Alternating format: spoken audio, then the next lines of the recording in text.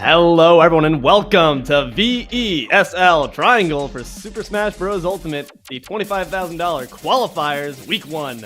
I'm D-Lo, joined here by my friend DJ TJ. DJ man, how we feeling? Doing great. There's $25,000 that these kids are playing for, all for a high school competition, which is just incredible. I mean, big shout out to VESL and for all the sponsors for helping all this happen and giving these kids a stage to stand on. But I'm glad to be commentating with you, man.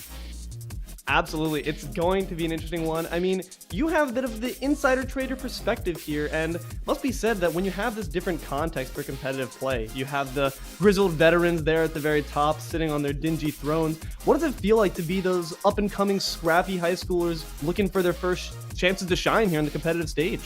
Yeah, I mean, it's definitely not something you're used to as a high schooler. I mean, obviously, esports has grown so well, but this format is not your average format. So it is a best of 3 in terms of the whole match. But it gets complicated because then you go into, you have set 1 in the match, set 2 in the match, and then the potential set 3 if needed. And those are different players in each set.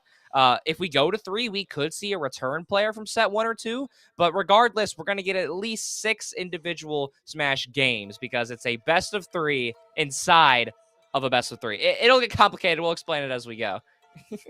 Got some Inception going on there, some Smash in fact, but it's going to be interesting. It puts you on your toes, and hopefully these players are ready for it's going to be a bit of a stamina runner. And it's interesting when you have that flexibility. Should these sets extend a bit further in, have to make sure you're keeping your mentals on lock. You're not getting frazzled by the big spotlight shown on you. But that being said, let's just set up the landscape here. I mean, Smash has, of course, entered its kind of old age, its golden phase here. What is the meta looking like as you step into this scene? Yeah, I mean, I've been coaching high school Smash for a little bit, so I've kind of came in the later end of Smash's life cycle, but I hear my students complain plenty about Steve. I hear them complain about Pyramithra. I hear them complain about Joker. I mean, what's funny enough is that in all the matches I've seen, it really doesn't matter. I mean, I watched somebody in South Carolina win $500 by playing Olimar. So there's obviously the Smash scene as a whole, but in high school, it's very different, in my opinion. And it's nice to see that different thriving ecosystem here. You know, people haven't been quite jaded just yet by the reality is maybe they haven't gotten Steve comboed quite enough to decide to put down the controller here. They've got Moxie, they've got Vigor. They're coming at it here for the chance for that $25,000 prize pool. Certainly a lot on the line here. Hopefully they're all going to stack up to the pressure. Yeah, $25,000. I don't even know what I would do as a high schooler with in a high school, man? Yeah, I don't know what I'd do with that. I guess buy a car or 2, depending on what you're getting. I mean, who knows? But without further ado, let's just look at the first set. So it looks like it's going to be a PT versus a Cloud. I'm not sure who is who, but a pretty interesting matchup. Indeed, I love me some Pokemon Trainer. It's such a technical character that, you know, you can really decide to play it so many different ways. It's a bit of an a la carte option. If you want to just scrap with Squirtle, by all means. If you want to just switch up to Ivysaur for a bit of zoning and that obvious, very potent aerial game, by all means do so. But it gives you a bit of room to work around with. Cloud, of course, just the all reliable here ever since their debut in Smash 4. Going to continue to bring that aggression here. It's going to be interesting to see how these two players stack up. Yeah, and looking at the matchup, it's arguably dead even. I mean, you can look at any community forum, you can look at any previous matchups, and there's really not a massive advantage, and it's because Pokemon Trainer has the variety of what they can play. You have all 3 Pokemon to choose from, all with very different abilities, obviously, and Cloud, just kind of, like you mentioned, bread and butter. You know, he's going to do his thing, he's going to get that charge up, try and go from there, but I don't know which way to lean here. It's always interesting to see. There is some variance in the Cloud player's abilities to get at it. You could really decide to go the limit camping method. Every time I hit you with a get off me aerial, I step back, I start getting that blade beam charged up, get a finishing touch if you're really going to want to get crazy with it. But oftentimes you might just see a straight brawler, straight scrapper. Obviously Spargo, one of the better known players for really escalating that character to its absolute peak. And he's definitely down for the brawling. And I'm looking to see that. I want some blood between these players here. I want some non-stop scrapping. Hopefully going to be providing it. Yeah, and starting off scrappy is about what you'd expect. I mean, this is a 3-week season, And that might not sound like a lot, but I mean, you have to play a fair amount of games, and you're competing against high schools across the entire state. And I mean, especially with a matchup like this is one of those that I think if you can win early on and give your team that extra boost, since it is a 3-week season, there may be a lot of games, but momentum just becomes that much more important here. Absolutely, and I hear that we got some games coming up for you, so no longer having to wait up. Let's get right on into the action. It's going to be interesting to find out what we got uploading here. Players take to their marks, and here we are off. And right there, the limit begins to charge. Yeah, we're starting off hot. You have King representing Cedar Ridge, and then you have Cujo representing Durham Art.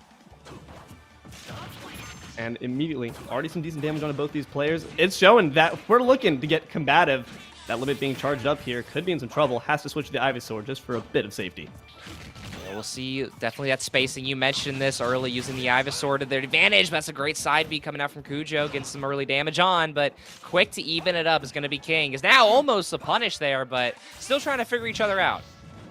And punished by Ivysaur's own unfortunate recovery there, but it was a good opportunity. You baited out that early climb hazard there with the just exiting off stage, and now he's going to keep going off it. Already we're seeing King has no qualms with leaving the stage. Yeah, not worried at all, just waiting with that Charizard back air. As now goes for the up B, and that should be a punish, but Cujo won't read it, and a quick 3-2 start. Never punished, never learns his lesson. Charizard going to keep it at 95%. You want to keep that stamina on lock. A back air on a Squirtle at this point would be able to kill, so hopefully that staying power can get some extra credit. And indeed, it's paying off dividends. Yeah, it's good and bad having to stick with this Charizard. Obviously the heaviest of the three, but also doing the most damage as well. And now at 133, looking to get some early extra credit, but now we'll finally die for that. And it's 48%. Or actually going to be a very quick 90. This is great extra credit coming out here. These high schoolers are doing their homework. Makes sense. They've been off that all semester. There's a nice limit charge Blading to get yourself a bit of that pressure off you. But switching to Charizard, bigger target, bigger damage going to be having on you. Yeah, switching to Charizard, trying to get that last hit on Cujo and Cloud here, but Cujo just can't get back, and just like that, Cedar Ridge back up. The nice Nair Gimp. This time, despite the relatively low percentage, is going to opt to stick with the Charizard. He's been really scrapping well with it, though. Oh my god, you're crazy, King! I mean, hey, game is game, right? I mean, you got to respect it. Obviously, you have plenty of extra credit, but look at the confidence on King. Pushing it, trying not to take a single bit of damage here. He'll take 4 for now, but now baits out a smash attack. We'll see Cujo get something back, but he's got a long way to climb, only at 30%. That Charizard gets a grab, looking to throw out 144, looking to keep him off stage, and still going to be on for Cujo. King's giving him so many extra chances, but the seismic toss, the cannon ending, sends him to the sky like he's the Magmar in that one episode of Indigo League. Fantastic work by King here, despite that absolutely insane flare blitz. I've never seen recoil like that. He just decided to skip the damage, went straight for taking his own stock off himself. I mean, how about this to kick things off for the Triangle region of things? We're here in week 1, and just it's as easy as can be. Just going to get it done. And though it was maybe a little too aggressive, it makes sense given the amount of lead that King built. But if you're Cujo, I'm a little worried that he's going for that so early in the season. That was a statement piece. That was absolutely a statement piece that I have no issues with sacrificing myself for the flashy plays. This guy's looking to make clips, and if I'm on the opposite side, man, I do not want to see that popping up on my feed. I don't want to get to see that popping up around Twitter. That's a rough look. Yeah, well, I mean, he's going to try. He's not out just yet. It's a best of 3 within the best of 3, and so we still do have a second game that we're waiting to see. But if you're Cujo and you're kind of looking at what you have to do next, I mean, they didn't space poorly there, but then you let the Charizard start getting some grabs and getting to work, and from there, it's just a snowball effect. And so, Dilo, what are you looking at in this matchup? I saw a few risky climb hazards there that really should have gotten him killed. That 4% that entered in when King entered off the Angel platform on his 3rd stock, he really should have had the punish on that climb hazard. That came from way too high up, very actionable move. It's a good out of shield option, but if you start to use that too predictably, you are going to get punished. And with the amount of time King is using on this Charizard, it's not going to be an easy punish. It's going to take stock. Yeah, that's what I worry about too, is how long he's sitting on the Charizard. I mean, he's just always ready to punish, always ready to do max damage, and also using that Fire Breath to almost ruin Cujo's recoveries. And so it's a lot of adjustments, a lot that mainly have to do with getting off the stage and then back on, but I mean, you got to start somewhere here in game 2. You got to start quick. What is good about this Charizard option is not the best out-of-field options, but gonna have to find out if we see similar story here. Game 2 coming at you in just a moment. Well, just a moment becomes not a moment at all. So we'll hop straight in here, and Cujo already off to a better start, trying to keep this Squirtle in play. King not going to switch off just yet, though. You have that platform pressure, but that forward air goes right through it. And the Climb Hazard, once again, not going to be punished, but he's really starting to play his hand. Sometimes you got to know when to fold him and know when to walk away. Squirtle has to make sure to waterfall away out of range of that F smash. Cujo already off. Such a better start other than just the first 20-30%. And now he's actually building pressure, as I'm not sure what happened with King there, but hey, free stock for Cujo. We know that King has no issue. That was probably on purpose, honestly. He's had no issues with the SDs here. Fortunately, not going to be able to catch that Climb Hazard with that dash attack, but he's on his bread and butter now. Let's see if he can make toast. Yeah, I mean, already switching. I mean, toast, broiling, the fire. It's all just seeming to match up for King. Like you mentioned, maybe it was meant to be. Maybe that stock lead was just for the storyline. Maybe it was just to have the pressure on Cujo of, uh-oh, now I actually have a lead for the first time. And you can already see he's kind of already getting pinned back off stage, but just like that, he's going to land that attack. We'll see King just kind of playing the platforms here. Not exactly what he's looking for off that right one, but now he drops back down. And look at the patience here from Cujo this time. I mean, the Climb Hazard, being able to escape to these platforms is clearly going to be a huge boon. That cross slash not going to be able to find its mark despite the limit. It was a good attempt, but a back air is going to send him off. Could be in trouble here as we go for the attempted Gimp, down smash, not going to find its mark either. And just like that, we see Cujo right back to what he's doing. I mean, if you're King, you got to find something ASAP here, as he's just kind of sitting here on this top platform, just waiting for Cujo to make a mistake. But this isn't like game 1. Cujo learned, and he's making the changes, and very impressive with $25,000 on the line. Indeed, and you're seeing the movement from Cujo of taking advantage of these platforms in a far better manner. That right there is going to get you killed, and indeed the up smash will punish that up B. Not nearly as quick as Cloud, as he's going to demonstrate for you right there, but the Charizard switch, going to go back to it for the potential kill on this first stock, hopefully. It's another limit miss, as well as now we get a shield break, and we'll see if this can do a heavy amount of damage. Charged up smash attack will get him to 60, but with Charizard, there's still hope. But what an insane amount of extra credit here. We are working with absolute gusto right now to end this one, make it even. Gonna toss him off stage, but you just need one. He's trying to challenge it. Best not come after me, my friend. You might get spiked yourself. Up smash at least seals that gap just a little bit.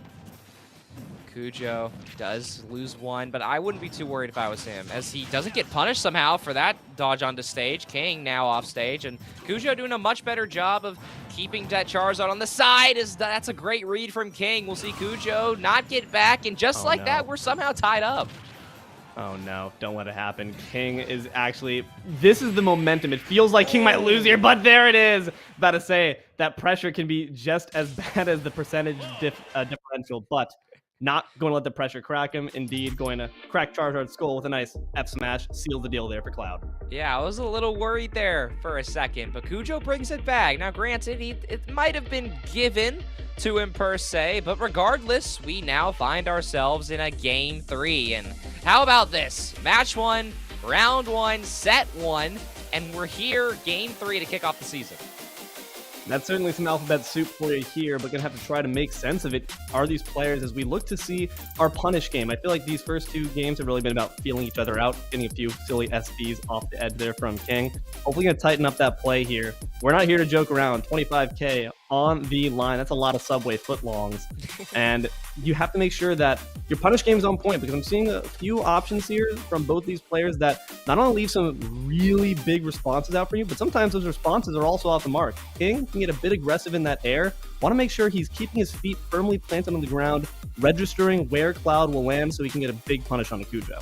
And I wonder if King is going to stick with the PT or switch off after struggling so hard there. I mean, in a best of 3, it's all about adjustments. I mean, you only get 1 game to really do it. I mean, the first player will win 1, King wins his, Cujo makes his adjustments, wins game 2, and now King has one last chance to kind of even it up and then have to win from there. And so I wonder if we're going to see a character switch, and I don't know what matchup, I don't know what his mains are like, but I would hope something more favorable. It would hopefully be something that can respond a bit better to those out of shield pressure options that we saw. There was just a hail of climb hazards, nairs being rained down on Charizard's shield when that was the Pokemon that was chosen. It seems like that's the Pokemon he's feeling the most comfortable with. So potentially something a bit quicker with maybe a bit better of an out of shield option to quickly get out of those sticky scenarios where you're pressured on the ledge. Don't want to see that happen again. And we need to see these climb hazards properly punished. Yeah, I mean, it's just like we talked about after the first game, is that there's a lot of adjustments to make. And when you win that first game and you're playing as confident as King was, you're probably not expecting to have to switch up your entire play style for this last game. And again, I mean, we mentioned it plenty of times. There's a lot of money. There's a lot on the line. You obviously would love to make it to the conference playoffs and out of your conference, but it starts with games like this. And obviously, if your school loses this game, it's not the end-all be-all, but it would make a huge difference to kick off the season. You're making a really good point there that as far as the momentum spells it for you, you are the representative for your team at the moment. You're putting that first foot forward. Going to see this third game be put forward here in just a second. As we get into it, see if that changeup is indeed applied on the side of King, or indeed it will be. Robin takes to the battlefield. Robin comes in for Pokemon Trainer. That's interesting. That is what I believe is an unfavorable matchup for Robin. But hey, we'll see how it works out. I mean, he's got a sword for sure, and he's putting it to good work. And his Arc Fire is actually going to catch out the recovery without that ledge snap. Could be really slim pickings here for Cloud to recover if these Arc Fires are landing on the edge on point. So far, though, it is the most even start that we've seen. Both players, it still, even in Game 3, feels like they're figuring each other out. But now we see Cujo finally playing with that aggression, and now gets the limit, looking to maybe hit one this time. Is awkward on the ledge, baiting out, does hit, but it's a weird trade that gets us back to even almost. He's standing there menacingly. I mean, that finishing touch is potent, but it's not Smash 4 anymore. That will not kill until you're either high up or you're at a significantly higher percentage. And with only 1% to speak for it, unfortunately, it was flashy, but doesn't have the fire. That forward smash, though, different story. First stock off there for Cujo. There you go, and massive for Cujo, because you land that, and now you almost have limit once again. And now looking for extra credit. That's a great hit from King, though, and now you don't want Cujo to use the limit on you, as I'm a little shocked to see it come out there. Indeed. He's never punished, though. He's really had a good history of that. Oh, the 11 sword, though. Gonna donkey in the head there. And that Arc Fire doesn't have the string. At this point, you need to be looking for finishing combos, not the Arc Fire chains. It's gonna be the jab, actually, to finish it all off. We'll see Cloud disappear into the background, then spawn right back in. That's a great performance from King to try to even things up, but he takes a quick side B into 40%, and now it's just the same thing where the players are spacing out, not punishing each other, and this is really high school Smash at its finest. You're seeing King, this time, it's a bit of an unorthodox scene from him versus the Charizard, where he's really up in your face, looking for a bit more in terms of range here, trying to get some Arc Fires off to lead to some really big damage setups for those Arc Thunders, but not anything coming for it. It seems like Cujo knows just how to play around it, and there's the Blade Beam. Ooh, almost eats it.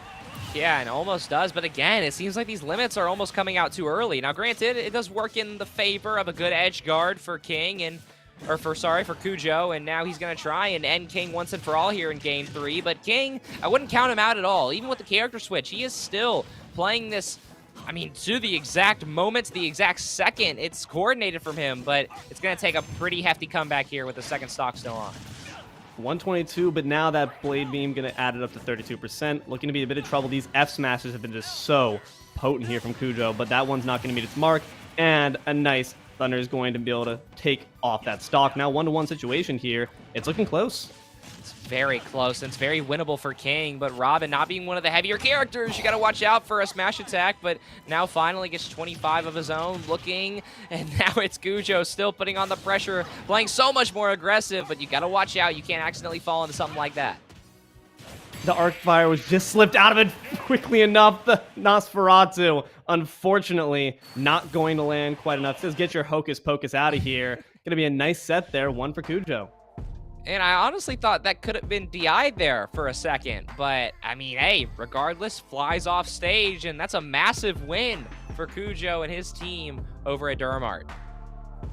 I mean, it's nice to see you try to go out of the pocket. You know, you switch off your Pokemon trainer, try to keep your opponent on your toes, but it's also a drastically different play style. Maybe not one that King was ready to adjust to.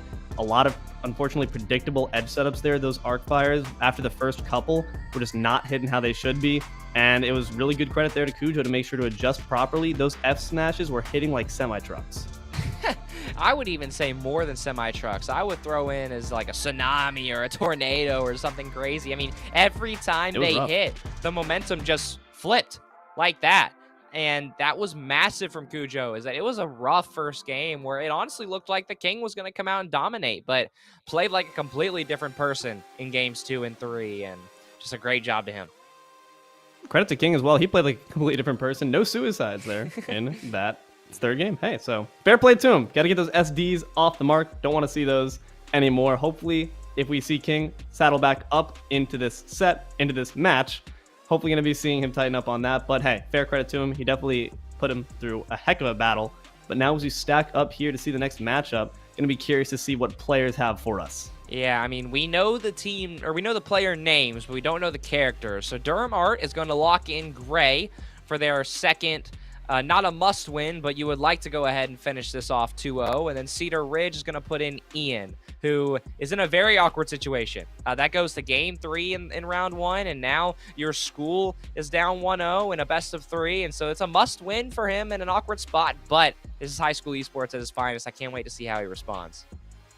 I have to imagine that these rosters, when they're put into place, it's players that can do well underneath that pressure, because you got to have someone who's ready to nut up and clutch up there. Otherwise, you could find yourself going home early. Don't want to see that. So hopefully having Ian, cool head coming into this, it's just a normal Tuesday. It's his normal day here. I'm going to walk in here. I'm going to play some Smash Bros. I'm going to kill it. Yeah. I mean, it is your average week 1 situation, and we're going to hop straight into it here. Gray 7 representing Durham Art. And then you have Ian with Cedar Ridge. And obviously you can see it on the scoreboard. Durham Art looking to close things out here. And it seems we've got some thematic consistency here as the Cloud rejoins the side of Durham Art. I respect it. Hey, some team solidarity. But always good to see a nice Shoto as Terry Bogard takes to the field. Yeah, double Cloud. That's not something you see very often. I mean, you normally like for your team to have a little bit of variety. But hey, it might work out in their favor, as I don't believe this matchup's too bad for Cloud. It's going to be Cloudy with a chance of power waves here, as we see a nice up smash to get some good damage. 109 to 58, but cross slash can even it up with spades. A bit of pivoting. We got to make sure we're just keeping our feet firmly planted on the ground. Gray, though, in a bit of trouble there. Up smash, going to secure it. Yeah, and just like that, it's a great start and a fairly even start. I did make sure that I went and pulled the right data for this. And again, just like last match with PT and Cloud, this is almost smack down the middle between Terry and Cloud. And so this one's just a simple mechanics battle, and as of right now, Ian seems to be winning. Yeah, I mean, a lot of these smash decks have been landing, and now with that go meter, you got to make sure you're just being a bit more careful here. Gray seeming to really prefer ground approaching options, going with that dash attack for a nice burst, but it's not working out, and the down smash is going to send him off. Ooh, a flash of King there is an unfortunate SD. Yeah, I guess if you learn one thing from your opponents, I guess that's probably one of the worst things to learn, but I mean, hey, that's going to be kind of an interesting storyline here, as the limit versus the go, as that's a massive kill for Gray, as he would have been in a very dangerous spot if that go kept on surviving on. More like the fist versus the gigantic sword. Uh-oh, that's a risky climb hazard, my friend. You got to really stop taking lessons from King. A second SD steals that one out for Ian. I mean, unfortunate for Gray. It's a quick game. I can't say I was ready for you to see our faces, but hey, we're back. I mean, Terry, quick work. I don't know really what else to say there. He did a good job of punishing when he needed to, and it was mainly based off the mistakes that came out from Gray. Bro taped up his gloves, left home. Wife didn't think he'd be seeing him for a while. He came back home in time for dinner. He's like, I don't know what happened, man. I mean, adjustment-wise, what we do want to be seeing, I would hopefully like to see a bit more aerial game being played here. Cloud needs to challenge Terry a bit more, because Terry seemed to really just be playing his own game. He was really getting off a ton of smashes unimpeded. Some of them were even great roll reads. He seems to be just predicting the movement a bit better there on the side of Gray. So hopefully we're going to make some adjustments, make sure that you're not playing quite as predictably into the hands of that well-muscled Terry. Yeah, and you can't let that be the case. I mean, if a few combos is all it takes to knock you off stage and then ruin your ability to recover, then you're not going to get the chance to even look at that $25,000 prize pool. And so hopefully this is kind of what we saw last time, where maybe we see Ian kind of come back and make the changes that he needs to, and then maybe Gray will be on the back foot. Maybe no character switches this time, but I mean, hey, anything's possible at this point. if we really want to keep the thematic consistency, it would be picture perfect if the Cloud coming back from the nice 1-0 loss into just a clean sweep afterwards. So, hey, we could just be trying to recreate Magic, the sequel, coming up here. Maybe that is what Cujo and Gray are talking about, because I would imagine that they're in person playing together here for Durham Art. But that's probably what they're talking about, either over Discord or right next to each other, is like, hey, learn from me. Don't do what I did. And we didn't see any SDs, at least not from Cloud. Obviously, it kind of flips here, but for Cedar Ridge, it's their own mistakes. We saw it with King. We see it now with Ian. Is you have to play a complete game of Smash to even give yourself the chance to challenge Gray. So it's not too bad of a pitfall to get out of, because you just got to kind of lock in here, but we'll see what happens here in game 2 and set 2. Indeed, we will, coming up right at you in just a moment. I mean, like you said, we haven't really gotten to see a complete game of Smash, so in that sense, both these players don't quite know each other as well as you might after a normal game 1 where you don't get yourself killed for all your stocks. So hopefully Gray going to use that to his advantage, playing a bit more mysteriously. And now we see, once again, game 2 going to be taken by the Cloud to that battlefield. And you're going to immediately see him as well taking advantage of those platforms. This is where I would expect Ian to pick up a few things. I mean, it's a school that plays the same characters, the same map picks, and you would imagine that you're waiting for that limit to come out, but that's not going to be read, and that's a quick 100+ for Terry. But 100+ for Terry is honestly a pretty great thing to have, because now Go Meter is going to be secured. He's going to show off the power wave real quick, show that he knows how to use the inputs. Always well appreciated to flex a little bit, buddy, but you might want to use it on the opponent. A nice up smash going to send him away. I mean, you're seeing Ian go for a bit more risky options. These up smashes seems to be his go-to, but the climb hazard, not going to hit the second one. Bit interesting there. It's a great job here from Gray so far. I mean, he is doing everything that Cujo didn't know until it was almost too late. And so you're looking to kind of keep your foot on the neck of Terry here and keep this pressure going. That's a great grab or attack there to grab Terry.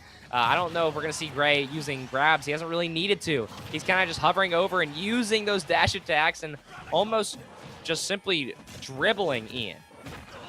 If there's one thing we have seen, even in that game 1, it's that he really likes that dash attack. And wow, the prediction from Ian says, don't you dare roll behind me. I've read that book before, and I'm not even a Robin. Still with that 100% on the Go Meter, but that being said, stocks are even, percent certainly not. Ian's got to be careful for that up smash. I was going to say, Ian, it's some great confidence you got going, but you're still at 150%, and unfortunately, you do die there, as now we'll see another stock leaves the field, and Gray will still keep that one stock advantage. Now getting limit, and almost lands that there, a much better timed using the limit up B than his other teammate could, and so far still playing better than him as well. But now you see Ian slowly going to get some attacks here, but you've got to make some major strides to keep this one close. Yeah, dude, he was like dribbling him between those platforms. That was pretty solid work there to get those nairs off. But every single time you launch an unprovoked F smash into someone's shield, you're going to be taking another 10, 12% from it. At 81, you can't afford it unless Gray decides to just hand you one. That's still the old Gray we know and love here, but now he's got to really wisen up. It's a last stock situation. Yeah, well, Gray, you do have the game lead, and you do have the series lead as well with your school up 1 and you up 1, but you would love to end this. You would love to go ahead and go home, maybe grab a milkshake or something, but it's going to be awkward there as he can't shake that one. It's now Ian just kind of waiting for Gray to come down. We'll land it again, and are we somehow going to see Ian get this here? He's got his limit. He's trying to surpass it. He's climbing past. Why are you not using a Buster Wolf there, my friend? He'd rather hit them raw. This guy's insane. Ian going to move in there with the knuckle, but has the power dunk. What's the punish? Another climb hazard. Not going to kill even here. The second hit on the impact doesn't land. 148 to 106. It's a last stock situation. Ooh. Dodges between. That shield's looking low, buddy. Power dunk not going to kill either. He's sent off. It's a huge spot dodge from Ian as he almost lands that next attack as well. And now Gray, he's got control of the ground, looking to dribble Ian. He'll get one. He's looking for 2, and the win will... Actually, no, he won't. He won't punish there. As now Ian somehow gets back to the ground. Up smash, every smash we have. Throw the kitchen sink at him. None of these attacks are landing, but the F-tilt finally finishes the job. Wow. Gray. I mean... Dear God. You get a little lucky. You get a little lucky there, because I thought that one was almost written off, but great comeback, way to stay composed, and that's going to be a very good 2-0 win for Durham Art. 2 Buster Wolves weren't just not enough, and that's a rough time to have there, but Terry, put in the work there. You had some great stuff from Ian. unfortunately, that case just wasn't enough for you. Clouds roll the day.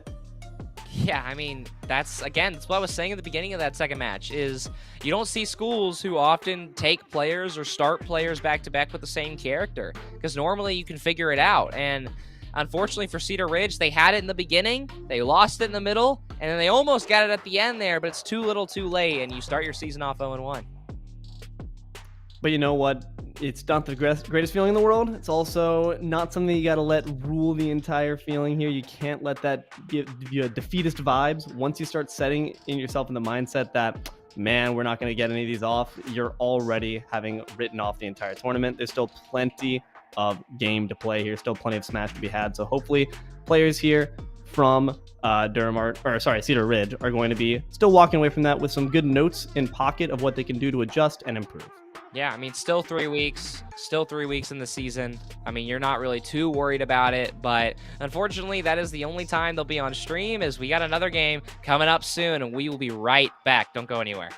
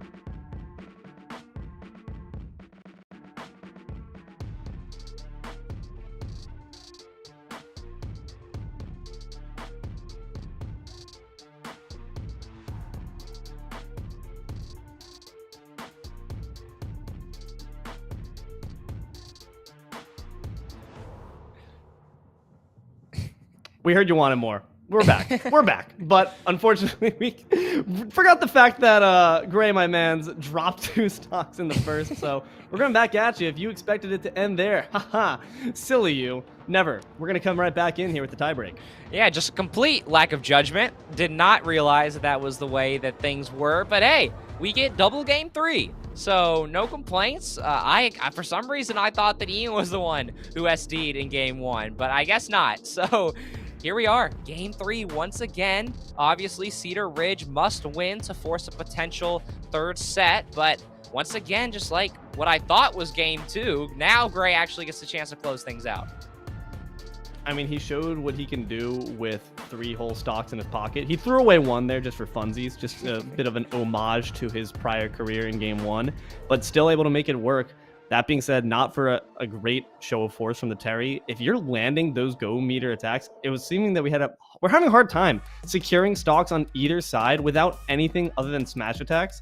And when your options to kill are so obvious and so telegraphed, it's going to be a bit more difficult to get that off before those higher percents. And the longer Terry's at that threshold, the more fun he can have with those power waves. Yeah, it gets harder the more competitive you get, and in a format like this where you might only get 1 best of 3, meaning that you basically get 1 game to learn your opponent or else you're screwed, it gives us these games where the players have no choice but to still be more conservative or back to their same old habits every single time they attack. And now it's about which player is finally going to pick up on those in time, or which player is finally going to breathe and mix it up.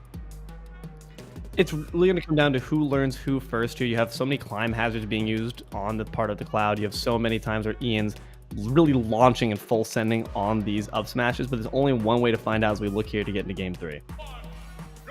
We will hop straight in on Pokemon Stadium. Both players projectiling, going to hit right in the middle, and that's going to signify the start to what's been a banger so far. We're projectiling, but at the very least here, it's PS2. It's a bit of a foobar PS2. No platforms here. You can tell that Terry was not familiar with moving around those. It seems that Durham Art really is the school of just teaching Clouds how to play on Battlefield, because every time that Cedar Ridge is on those platforms, they're having trouble, and Durham moves just like butter. But right now, 69 to 55, relatively even game. You got to find a way to punish those climb hazards, though. Yeah, and once again, Gray maybe, or hopefully not worrying too much after a very clutch Game 2 win in this set. But for Ian, you're looking to get back to what you were doing, and it starts by using your go correctly, as you did it very well at the end of last game, but you can't wait that long. An aggressive crack shoot there to get yourself back to stage does succeed, but that climb hazard, especially when it's used so frequently, it's not going to be a kill option unless you have that limit for a long time. Now with 150, best be careful. These Buster Wolves are going to be a coming. Well, so far, players being maybe a little more conservative than they were in Game 2, but what a read from Ian. Just going to land in the middle of that one and punish Gray for sliding back over towards the middle.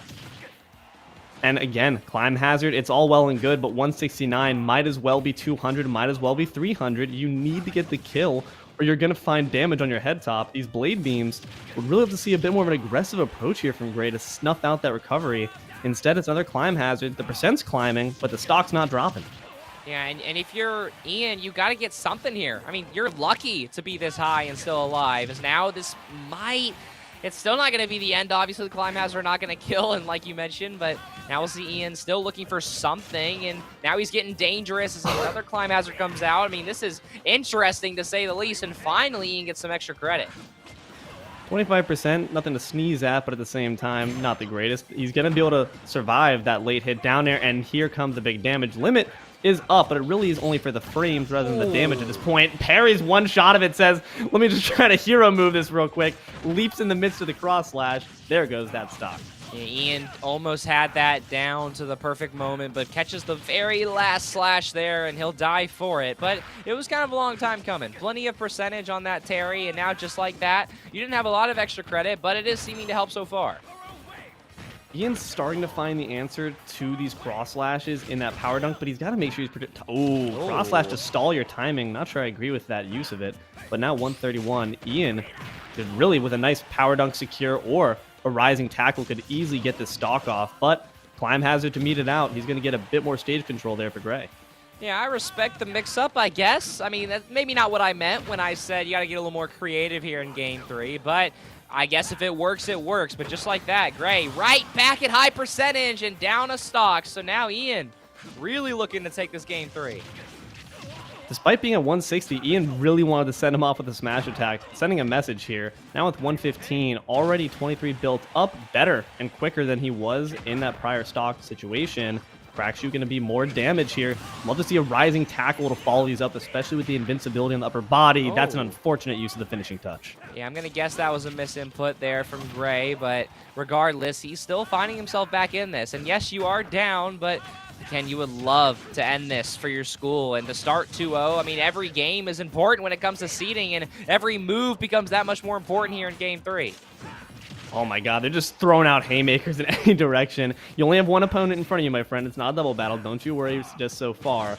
Ian trying to get something happening with these forward smashes, but would love to see him engage more off these jab combinations. Unshielding that last of the power dunk there. Risky landing option and a risky parry attempt does not succeed. Yeah, I mean, it's like you mentioned, it's haymakers. Oh my How god. is Gray out? I'm not... Okay. All right, well, Gray will lose that, and Ian takes Game 3, question mark?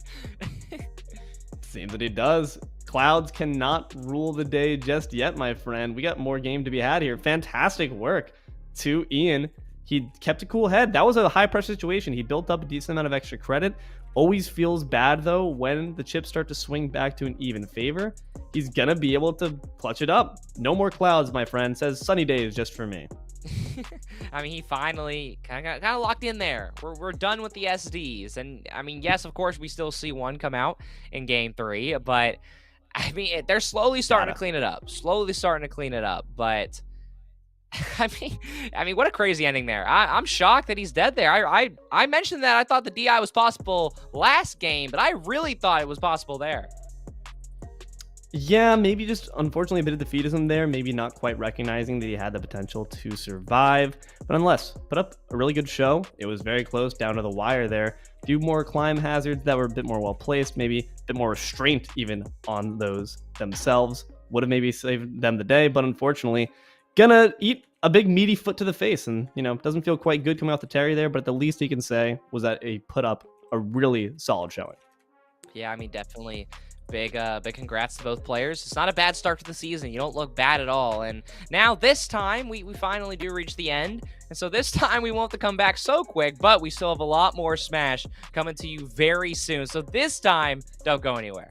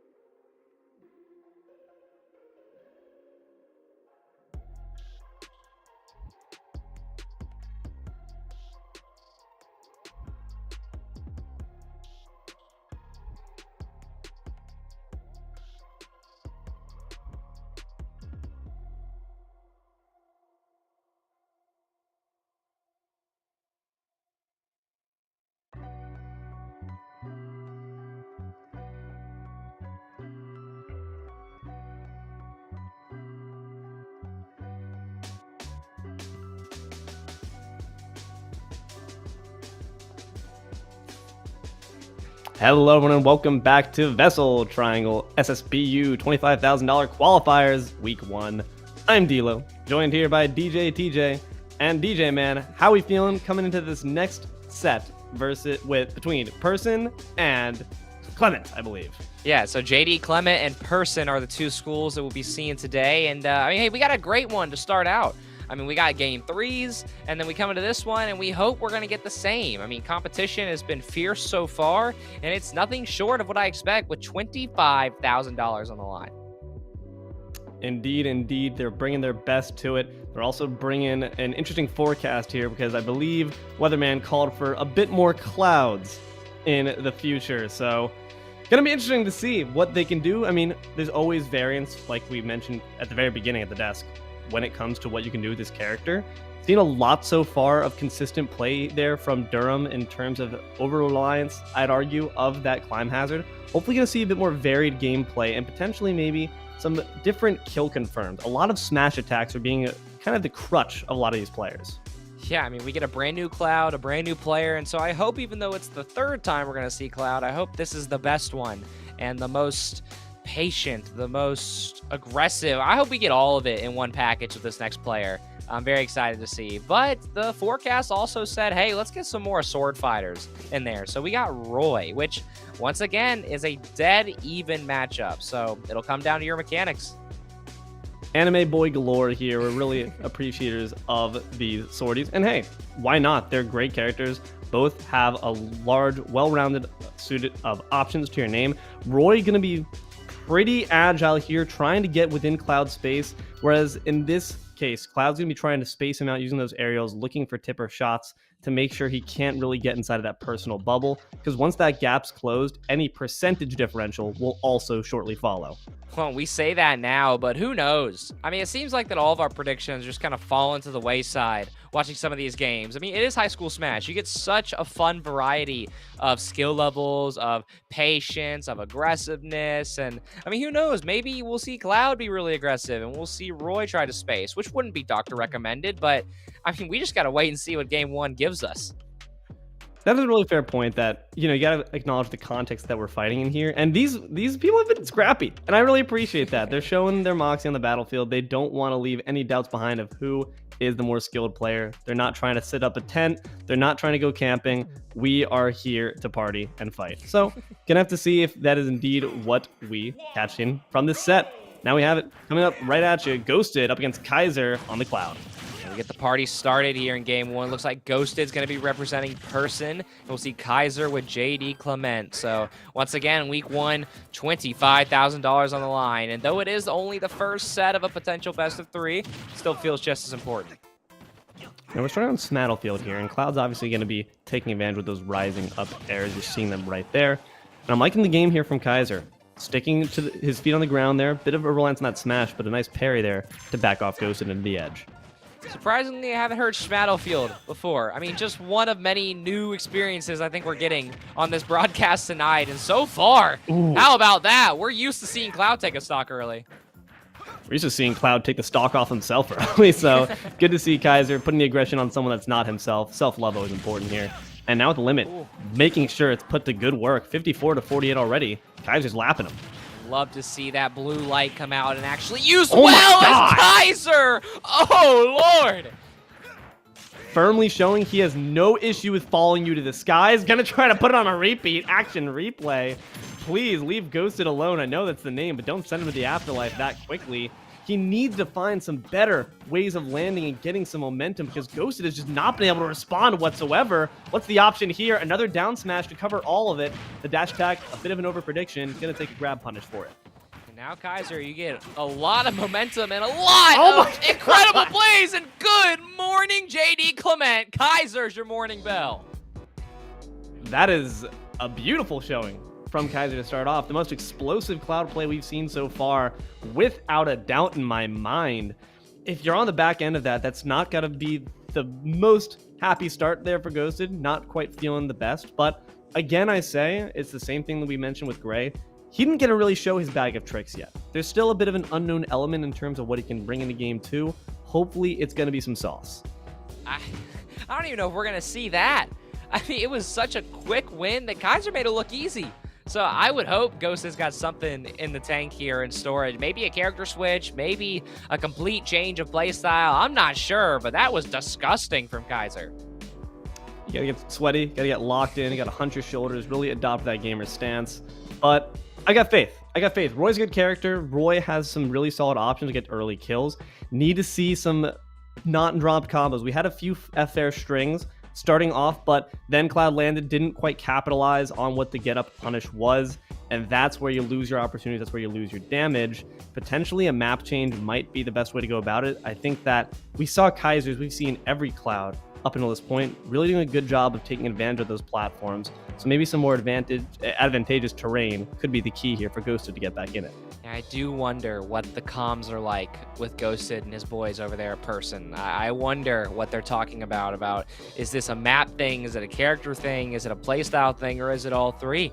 I mean, you get a best of 3, and normally you're going to spend the entire first game learning. Well, you learned how to lose a stock. And other than that, I'm not sure what other headway we're getting to. I mean, a lot of that time was spent in disadvantage. He really could not get his feet firmly planted on the ground, which is where Roy would like to be. Roy wants to be in the driver's seat. Roy wants to be up in your face. And anytime he was up in his face, it was not of his own volition. It was Cloud dictating the terms of engagement and using every single limit. I can't think of a single limit breaking move that he did not put to good use. That's a scary thing, especially when you're that aggressive. You're getting it often enough that you're going to see at least 3 cross slashes, 3 blade beams. If every one of those is finding its mark, it's curtains. Well, the good thing is that you can kind of control that. You can obviously kind of help and try and maybe space out or read some of these uses of the limit, but it's going to take a lot. I mean, you would love to even just get away from 1 or 2, but it seems like it might be inevitable. You might have to game plan around it. It was just so dominant. It was so dominant. It really was. Kaiser is the Kaiser of this kill out game. It's doing a fantastic job at controlling space, controlling momentum, and just dictating the rhythm of the game. He kept his feet on the ground until he saw that perfect advantageous moment. I'm going to take my boots off the ground. I'm going to grab this beautiful F-air spike off stage. It's going to be in the back of Ghost's mind, because even though he wasn't leaving the stage too often, when he did, he made it count. Yeah, well, you got to make some swift changes, and you got to do them quick. You got to really shake it off here as we hop quickly into game 2. Coming up right at you, and Ghost going to come right at him. He took that last loss bit personally, but at least opens up with his first salvo. But these parries are already worrying me. I feel like even when Kaiser's on the defensive, he's not flustered. I also do want to clarify, as I believe the teams have been switched around. So Kaiser is still with JD Clement, and he's looking to put them up 1, and Ghosted is still with Person, looking to force a game 3. Aha. So potentially, now that identity disorder has been solved, this will get Ghosted back on into it. He knows who he is. He knows who he's fighting for. And sometimes that's the most important bit. And right now, it's looking to pay off dividends, because 102 to 21, it's a completely different game. Yeah, I mean, how about this start? I mean, and now you got Kaiser looking a little flustered here. That's a great read from Ghosted, and now we'll see Kaiser get something back for his troubles, and now it's going to be 30, but still, as Ghosted, wow, almost a crazy punish there off stage. A bit of spaghetti on the floor here around this edge as we see both players trying to capitalize off the disadvantaged state. You got to make sure you're getting out of that option quickly enough. This down smash from Kaiser has been a really vital tool in his box, but a nice dash attack, so powerful when you're at that sweet spot. Picks up that first stock. Well, now what is Kaiser going to do? He obviously wasn't really fighting from much of a disadvantage in the last game, as that's a great read from him. Won't kill just yet.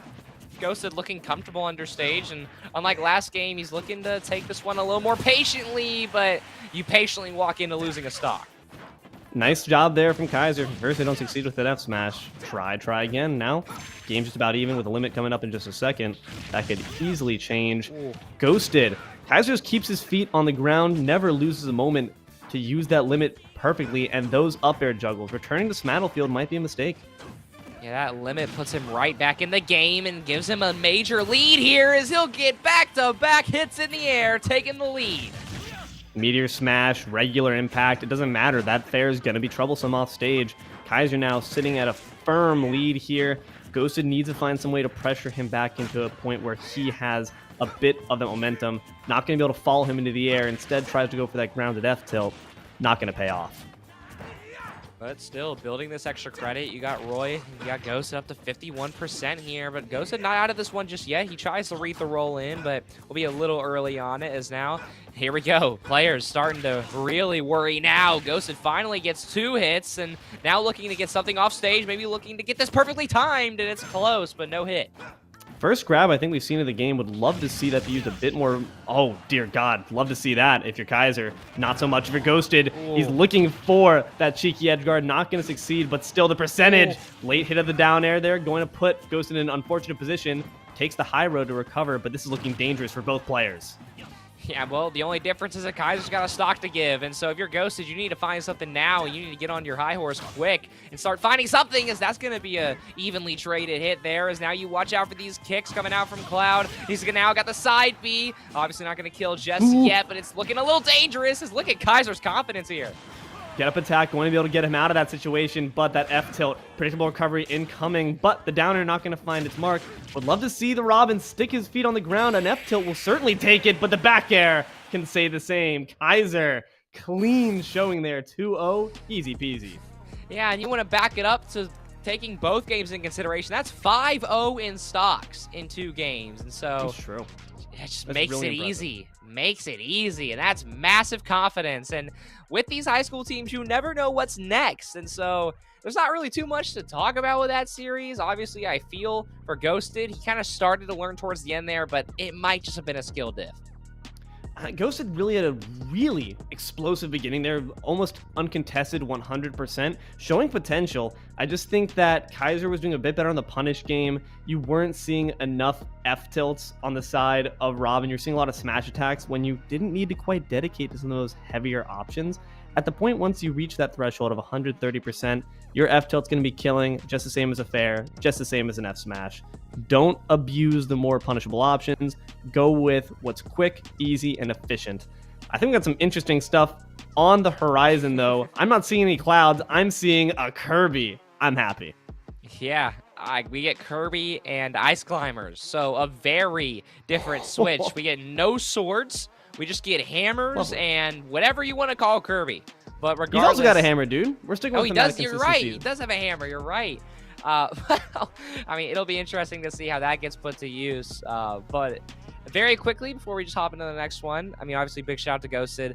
But everything that you mentioned, all you can do is take it on to the next week. So you got to tell your teammate, like, hey, don't worry about it. Don't worry about me. Just focus on this game, and let's force a game 3. Absolutely, and that's hopefully what we're going to be seeing here. Would love to have some more pitched back and forth action between these players. Kirby and Ice Climber is an interesting one, though. Hopefully, with a high school level, have to imagine these desync combinations that you can potentially see in all those very high, fancy, elegant clips on the YouTube from this character. Might not be quite down pat just yet, but the fundamentals of the character still lead to some potent damage, and against a light character like Kirby, that might just be enough. Yeah, I would love to be shocked, though. I would love to see an Ice Climbers come out here and just take care of business, as the Ice Climbers is on the side of Person High School. So we need to see them give Kirby the business. Indeed, and right now, we're seeing a bit of grab shenanigans, unfortunately, onto the Nana. We see right there the thematic consistency. Kirby recognizing the assignment, going to be pulling out that hammer for himself, and nabs a nice little secondary hammer on the side. A lot of these Ice Climbers players, you wonder about how are they going to use their second Ice Climber? Are they going to kind of space them out? Are they going to keep them together and try and do maximum damage? And so far, it might not matter, because we're just going to see Iz just dribble. Or sorry, we're going to see Forensic just dribble Iz here. But now finally, we start to see a little bit of a comeback come out. And nothing too crazy yet. Still spacing out. Players still learning as that Ice Spike will go flying back towards Kirby. When you get that copy ability, I, as a Kirby main, certainly know the temptation to use it at every opportunity. Know that temptation as well, to jump right into the rock. Best be careful if you're approaching from below, but you also have to make sure you're not overly reliant on that. Everyone knows that one player from their friend group who only uses the down B. If you abuse it too much, you might be getting abused yourself. But right now, that's going to be a beautiful retaliation to the belay. And now with the Squall Hammer approach, only going to punish it with that neutral B. Could have been a bit more, but the dash attack sealed it away. Yeah, and the second Ice Climber was saved, but the main one was not, and so that will be a stock. And just like that, obviously Kirby, light character, up to 120, so it is doable. But you got to make some moves happen. You can't let those Ice Climbers get too far apart. Ooh, loving to see these F airs, but hopefully going to see some chains. With Kirby, he can be these early percentages, grab that F air throw combination, but not even going to be given a chance. Sends a little tiny kick there at the Nana, but unfortunately not going to have any payoff from it. 42% though, still uncontested. Yeah, I mean, it's still, once again, very doable for Forensic. He hasn't looked too bad here, and Iz hasn't looked bad either, but we keep seeing the uppies. We keep seeing, well, that's the hammer. We haven't seen too many usages of those. As now, I wonder if Iz is going to go back for the neutral B and try and get that ice ability once again. I mean, the iceberg isn't quite the most efficient means of getting at it, and unfortunately, losing Nana and losing all will to live. Forsyth is going to decide, does not want to try their hands at a Sopo stock, and just going to lose it off rip. I mean, not the decision I necessarily agree with, but oh, big parry, not going to work out, and there's another SD to match. We're just giving some homie stocks away real quick.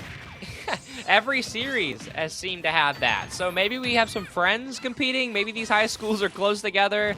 I'm not sure, but maybe this is just a classic inconsistency that we'd expect. But to be that $25,000 winner, you got to start to cut those out.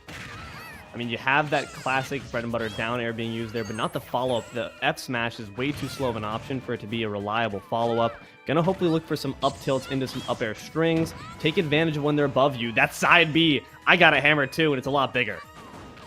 So far, it's gonna be almost dead even, but that's just gonna be a quick slap on the wrist from Iz, and they will take that game 1. Size 24 Tims, bro. Them things hurt if you get sent one kick into the face. That guy's like head level. That kick is head level. That's a concussion. That's serious brain trauma. He's got CTE. Someone get a CAT scan on that Popo. But nonetheless, it was good play from both of these players. We're seeing some adjustments. I think that you might find after a bit more time, Forsyth is going to start becoming privy to the manner in which is landing. It's a lot of down airs. It's a lot of down Bs. It's a lot of directly vertical moves. So if you just evade a bit to the horizontal side, retaliate with a nice back air or forward air, it could be curtains. And one of the more even starts that we've seen so far. And so I have high hopes for this one. I would love to see Game 3 once again. But only time will be able to tell, as one thing that's worth noting is kind of the snowball, funny enough, effect of this Ice Climbers matchup. So having Kirby is a favorable matchup leaning towards Ice Climbers. Now granted, it's only by a little bit, but if these players want to play at the level that they hopefully will end up becoming to kind of fall into, then it'll be interesting to see if this Ice Climbers can really build on that first win. You're indeed right that there's a bit of it's a bit of an uphill battle, bit of an uphill climb, haha, for Kirby to move up against these Ice Climbers. But the thing is, as well, if you separate that Nana from Popo, and Kirby's got pretty good potential to do so with the multiple jumps to your side, easy gimp potential with that Nair off stage, it could prove a bit troublesome. So hopefully going to be abusing that, because you saw how quickly Forsyth just threw in the towel and said, I cannot play without my dynamic duo intact. I refuse. So if you just keep on at that, chip away at the Nana's health, you could be in a good position. Yeah, well, I hope that that's what their coach is saying, too. Because if we can see it, I hope they can see it as well. But, I mean, once again, only time will be able to tell, is you got to find a win here. I believe the Ice Climbers was on the side of Person High School. I could be wrong there. I believe that is the case. I think I am correct. So, you got to just keep the momentum going and keep fighting. I mean, it makes sense. The people are on the Person side. I mean, we were talking about it a bit off camera, but Person for a high school sounds a bit like school you'd name yourself after if you're just an alien undercover trying to be as casual as possible. Who goes to this school? Oh, people. Persons go to this school. But it's going to be, once again, keeping up with that thematic consistency, having the human characters intact, and we're going to be keeping up with these games as 2 comes right at you. Hopefully going to see some adjustments from these players. Yeah, here we go. We'll hop straight into game 2. You got JD Clement, who is up 1 in the series and up 1 in this series as well, after we just watched Iz take care of business. And so you want to go ahead and end things, and if you're Forsyth, I don't know why I'm forgetting how to pronounce his name, but hopefully you don't forget how to play here in game 2. Certainly not. He's doing a good job with these squall hammers. A bit of unfortunate leaving the stage. You don't want to give up that stage control to a Kirby who can so easily gimp you and keep you from getting back on. A lot of dash attacks here coming from Iz. Hopefully going to see Forsyth punish that. A nice final cutter. Hammer in midair. Going to swing 2 times. That's just enough. Ooh, and the down B will come in, but won't knock either of the Ice Climbers out. That's what I thought was going to be a great read, but Forsyth just doesn't punish that. The Tims, dude. It's the Tims. This guy's got big feet. Look at him. He wants to show him again. But Forsyth says, I really don't care about your shoe size. Here's this hammer. Gonna give a nice even back stock. 2-2 so far, just about even. Yeah, here we go, Forsyth. Got to try and keep things going. I mean, obviously it is basically dead even once again. But last time it came down to the wire and just seemed like players got a little frantic. And this time they're finally starting to get the download on these players. Now we see a spike come out. It's going to do a fair amount of damage. That's Kirby at 100. Very dangerous. Is now Forsyth waiting for his moment. Is going to use that dash attack. And now he's getting dribbled. Now you watch out for the down B. And now you spike him down. And you go up a stock here. That's where those landing options from Iz are getting punished. They're recognizing there, as if it's actually two people. Forsyth is recognizing the fact that Iz kind of has one means of getting back, and it's straight down. And when you do that, you leave yourself vulnerable to all manner of shenanigans, like this, the desync squall hammer. But gonna just answer that with a nice grab, try to separate these two climbers from being buddies. I mean, players just staring at each other there with attacks being charged up. As now, we'll see Iz just trying to slowly battle this one back, and there goes those Tims once again, and now the game is even once again. Nicely done there. Manages to get off that down air to forward smash combination that Iz has been looking for so long. Forsyth's got to watch out for that. Once a down air hits, it's going to be a big option from Iz coming right afterwards, and there it's going to pay off. But what's not paying off are these down Bs.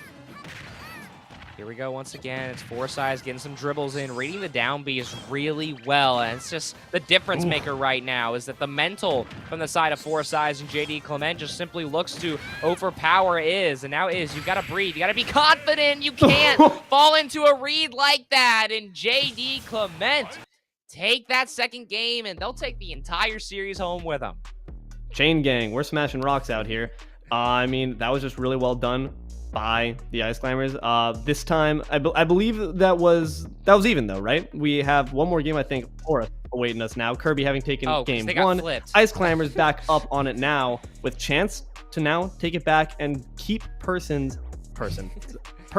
Jesus, in this game. So hopefully gonna see Ice Climbers put it up, and now we can get a nice 3-set match. Would be lovely. Yeah, you're right. They got me once again. The players flip, and so I was thinking that the win was going to JD, but it was actually, you know what? We're just going to keep it rolling here. But massive win there for Forsyth. Nice. It feels good. I mean, you really can credit that, I think, to just well-timed adjustments. Anytime Forsyth was beneath Iz, it was just so much damage being stacked up from up airs, back airs, forward airs. And if you're not going to change your approach and how to land, the result's not going to change either. You're going to be meeting some consequences, and that consequence came in the form of a hefty hammer. Like we mentioned at the very beginning, both players have hammers, but it's about how you use them. Obviously, the Ice Climbers might be a little smaller, but they used them well in Game 2. And backs against the wall because I believe Forsyth was the original player with Person. Yes, he was. And so is not anything to worry about too crazily. You just got to focus on yourself and your program here and just give them that last win. Just get back to what you were doing. Indeed, and we're going to be launching back into it. Hopefully going to see some change-ups here from Iz. I'm looking, and indeed, it's actually going to come in the form of the stage as well. That top platform was giving Iz a lot of trouble, but I don't know if the story's going to be much different on these side platforms either. Charging up that hammer, but like you said, it's about how you use it, and they're using it to chuck some ice blocks. Yeah, I mean, and we mentioned this at the beginning of game 2, is that obviously if you're a Kirby, you don't have to force getting those ice blocks. It's not something that you need to win, and it was kind of a small help in game 1, but then in game 2, they just didn't need it. So now, do you mix it up? Do you keep it going? Do you just focus on yourself? I wonder what Iz is thinking here as they're already at 100%. I mean, you get that really awesome looking hoodie though, and as someone who's wearing a hoodie right now, I gotta say they are cozy, they are comfy. I believe you're wearing a hoodie as well, so I am. Hopefully gonna see Kirby get dripped out here because I love the yellow and purple look. It really fits on well. Can't be fishing too hard for those up airs. Kirby's gonna meet it with a nice down B, but grabbing up Nana, not quite the Ice Climber you wanted to snatch. Yeah, I mean, well, Ice Climbers has 2 hoodies, so maybe it's the power of friendship and the power of hoodies as Forsyth. Very well taken first stock. I mean, yeah, that merch going to be coming into... look good, feel good, right? Look good, feel good, play good in this case. Because right now, having a decent amount of stock to work with, too. 80%, it's nothing to sneeze at, but at the same time, ooh, the desync Nana going to interrupt that grab. But Can't interrupt that down B. Decent damage here in the Tims once again. I got some solid drip too, says the Kirby. And here we go once again. This second stock has been kind of the transition point for a lot of these previous games. This one's been a little different. It came down to the wire a little more, but last one we saw Forsyth really start to take control, and you would love to do the same thing, as once again, your school is down. You need to go to a game 3 to have a chance of winning. But for JD Clement, this is doable. It's very even so far. Fire melts ice if Pokemon's taught us anything, and right now these dash attacks are doing a decent amount of damage to melt any sizable gap that Forsyth has. Risky option there, but goes off stage there with the belay, going to be maintaining his safety. 36 to 78. Definitely nothing that Iz can't come back from. It was an interesting neutral there from Iz to maybe try and read the roll behind, but won't get it. And that's the first time I've seen him kind of fish for that neutral B. And I would hope that's not going to become too much of a priority, as it's starting to punish him now, as that's a dash attack punish. Going to send him flying. Is that almost to be punished as well? That's another dash attack, but he just barely avoids it. Squallhammer trying to pressure Kirby into staying in this corner. It literally says, "You shall not pass," with the Blizzard. Starting the desync now. Love to see it. Forsyth is getting a bit cheeky. The question is, what can you do with it past that point? Final cutter trying to seal it out. Oh no. You've been punished. What? Squallhammer manages to get his way back. Sopo with the back air kill.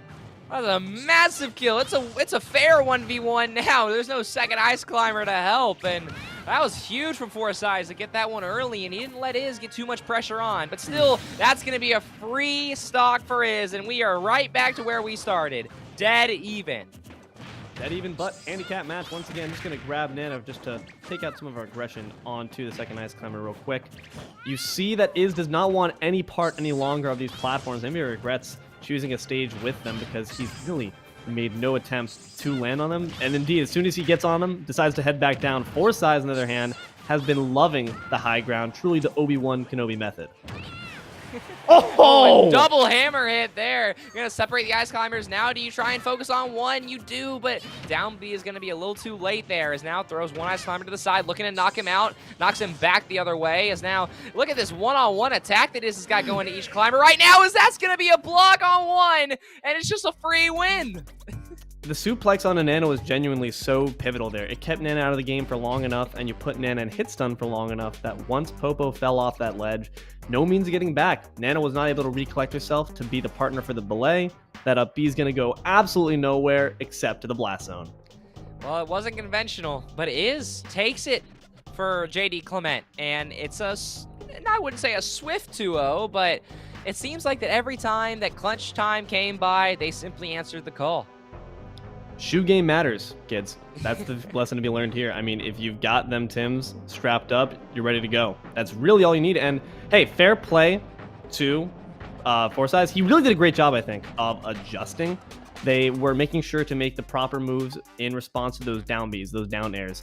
Just wasn't quite enough. Those dash attacks were really starting to come in clutch there in the terms of what Iz was pulling off. So fantastic work for both these players. Made it certainly a nail biter, but at the end of the day, it goes down to Clement. But that being said, we got more coming at you here in just a moment. There's plenty of more action-packed matches. So don't you go anywhere. We'll be right back.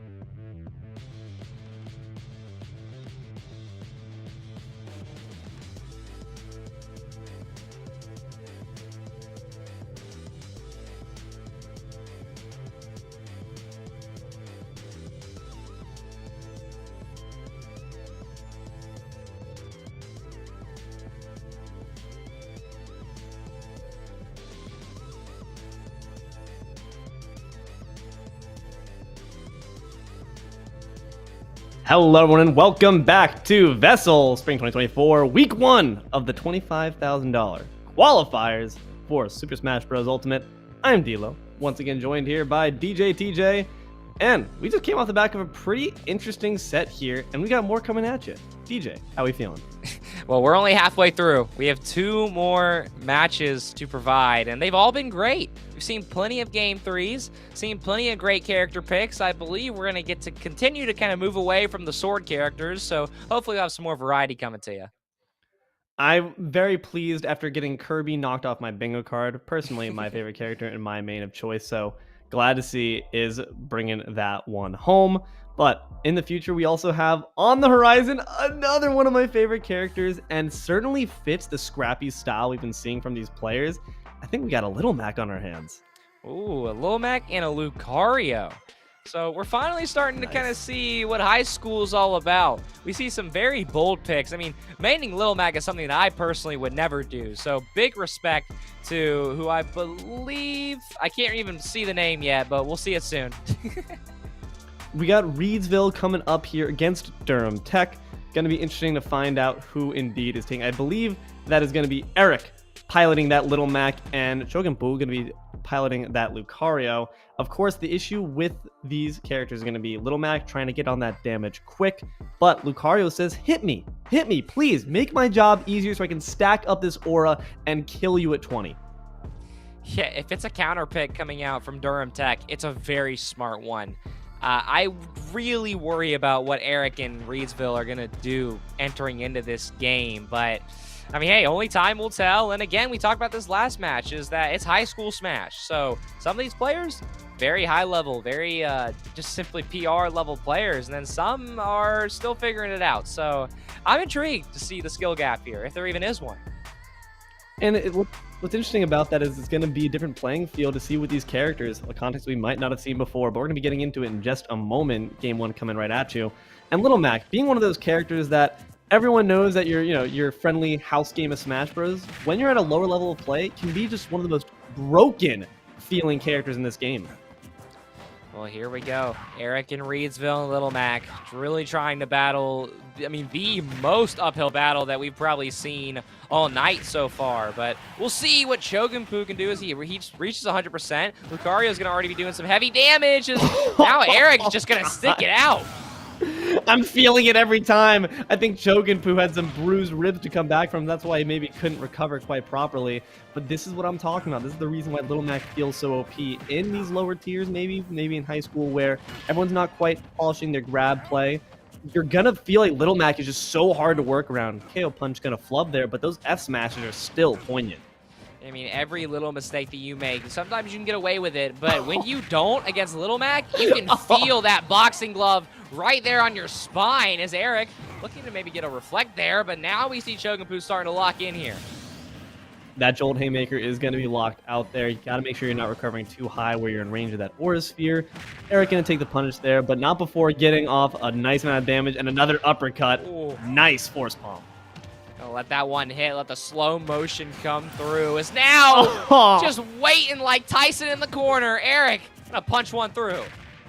I feel like Rocky right now watching Apollo fight up against Ivan. It's like, stop the match! Stop the match! It's so hard to watch. Each of these forward smashes, up smashes just land and just bruise up this poor Lucario. We're lucky he's playing the blue skin because he would be all black and blue right now. Oh, you can't really see the effect of Lucario on Eric as it's that kind of glitchy skin with no really texture to it. And maybe that's better for Eric. You kind of just take your hits and forget about it. You just move on to throwing haymakers here. Oh, Lucario is a great read and an even bigger punch. How about that two-stock win? Oh, God. I mean, like you said, he's on the wireframe skin. He is a cold-killing machine. If you're going up against the Little Mac, you need to be aware of those weaknesses and capitalize on them. We weren't seeing Little Mac ever leave the ground. The one time it did happen, you got the kill, but you need to find that lightning and replicate it. You need to put it in a bottle and send that man packing off stage, or else it's going to be you in just a few punches. Yeah, I mean, you got to keep Little Mac in the air, but you can only do that by beating him in the ground game. That's insanely hard to do for any character at that point. So obviously Shogun Poo realizes that. I'm sure him and his coaches over there at Durham Tech are talking that through, and I wonder kind of what your first step is here going into the second. I mean, it's got to be some nice aerial game, I'd imagine. You're not seeing many of those come from it. It's a lot of force palms on landing. It's a lot of aura spheres, which is all well and good, but you see Eric so eager to close the space. That guy is a mad lad. Just absolutely rushing, fists of flying, a good old brouhaha. If you're Lucario, you need to be collecting yourself. You need to be getting yourself in more space. Nair being one of those faster get-off-me options, but still, it's quite slow, and its range at low aura is quite limited. You need to be relying on your quicker options here that are a bit less predictable, and maybe even some of those counters. I would imagine that maybe a spot dodge or a roll behind Little Mac could be a solid option, but you got to know how to execute right after that. I mean, like you mentioned, Nair is a solid option. Maybe coming back down out of the air, you can look to get a read or a quick down air into Little Mac's forehead. But, I mean, this is feeling like every series is that this first game can be make or break for so many, and there's a lot you got to fix going in the game, too. You gotta fix like your ribs, your head, your cranium, all of your bones, all of your organs are rearranged. But hopefully, gonna find out if Shogunfu can make it happen. Game 2 coming at you in just a moment. Oh, wait a Ooh. second, I forgot actually. We got a bit of a switch up here. Look at that, Dazai versus Storm Pulse join the fight. Yeah, all right. So Dazai and Storm Pulse, just very quick sub and a very quick switch, but we are used to seeing that Roy. Indeed, we are, and we're used to seeing him, unfortunately, with these forward airs. Gonna have to make sure he's being careful against the Joker. Very potent and continue off stage. And also, you gotta make sure you're not letting him get Arsene too easily. He's getting fancy with the gun kata there. Liking to see that. Yeah, I mean, Joker, obviously one of the more higher characters on many's tier list, and it's because he's a great character with a lot of variety. And as soon as that Arsene comes out, it's a different world. But you gotta know how to bait it out, and so far, you will get it, but not exactly the way you want it, as you're already up to 82. Trying to catch him with that neutral being on the return to edge. It's an explosive option, quite literally, but in this case, not the best option. And that's going to be a brilliant Aegon to put on a bunch of damage. And that's a forward smash to seal it out. Must be said here, Reidsville do already have game 1 on their side there. No, the scoreboard doesn't reflect it. So we have Dazai fighting from ahead, but at least in the stocks, fighting from behind. Yeah, I mean, we kind of just got the quick switch here, but yes, good to know that Reidsville is up 1. So we knew that Eric could take care of business, and now, like you mentioned, Dazai playing from ahead, but playing this Joker isn't easy. I mean, Storm Pulse is playing it pretty well. He's got the stock advantage, and if he gets another Arsene, it could be some massive extra credit here. Indeed, but there's going to be the Dancing Blade. Not going to quite finish the job just yet from center stage. Storm Pulse, supporting that clean bill of health, at least in the stocks case go. And Roy is just as much trouble. Grabbed out, thrown off. Oh, now we see Dazai going flying off stage, and Roy's only got so many options he can pull from, as none of them will work there. And now it's a 3-stock lead for Storm Pulse.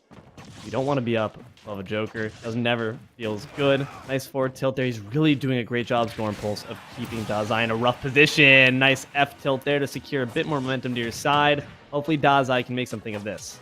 He does get a little bit of momentum, but with Storm Pulse and how well he's been playing this Joker so far, I worry about exactly what you pull out here. And this is kind of smart from Durham Tech. You save Storm Pulse, who seems to be your most controlled and confident player, for the second match. And so Dazai maybe not ready for it, and now he can't get back. And Storm Pulse, very nice game 1 win. Certainly was not ready for that. And you must be noted, like, you had Storm Pulse on the edge waiting for even more options.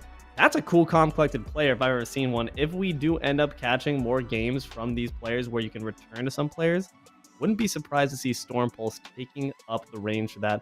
Really impressive showing from him. But that is only just the beginning between those two. What are our thoughts on that match walking away from it? I mean, it was a good showing from both schools. I mean, obviously you have Reidsville, which was kind of seemed to be led by Eric, who just was extremely confident at Lil Mac. And then it completely flips in that second matchup, where Storm Pulse just had control and plays that Joker and the Arsene so well, and really wasn't making too many mistakes for either of them. No, would love to honestly... The fan theory right now, the speculation in my mind of the potential canon event of those two meeting in combat could be interesting, because Joker certainly has some options at range to keep Little Mac from getting up in your personal bubble.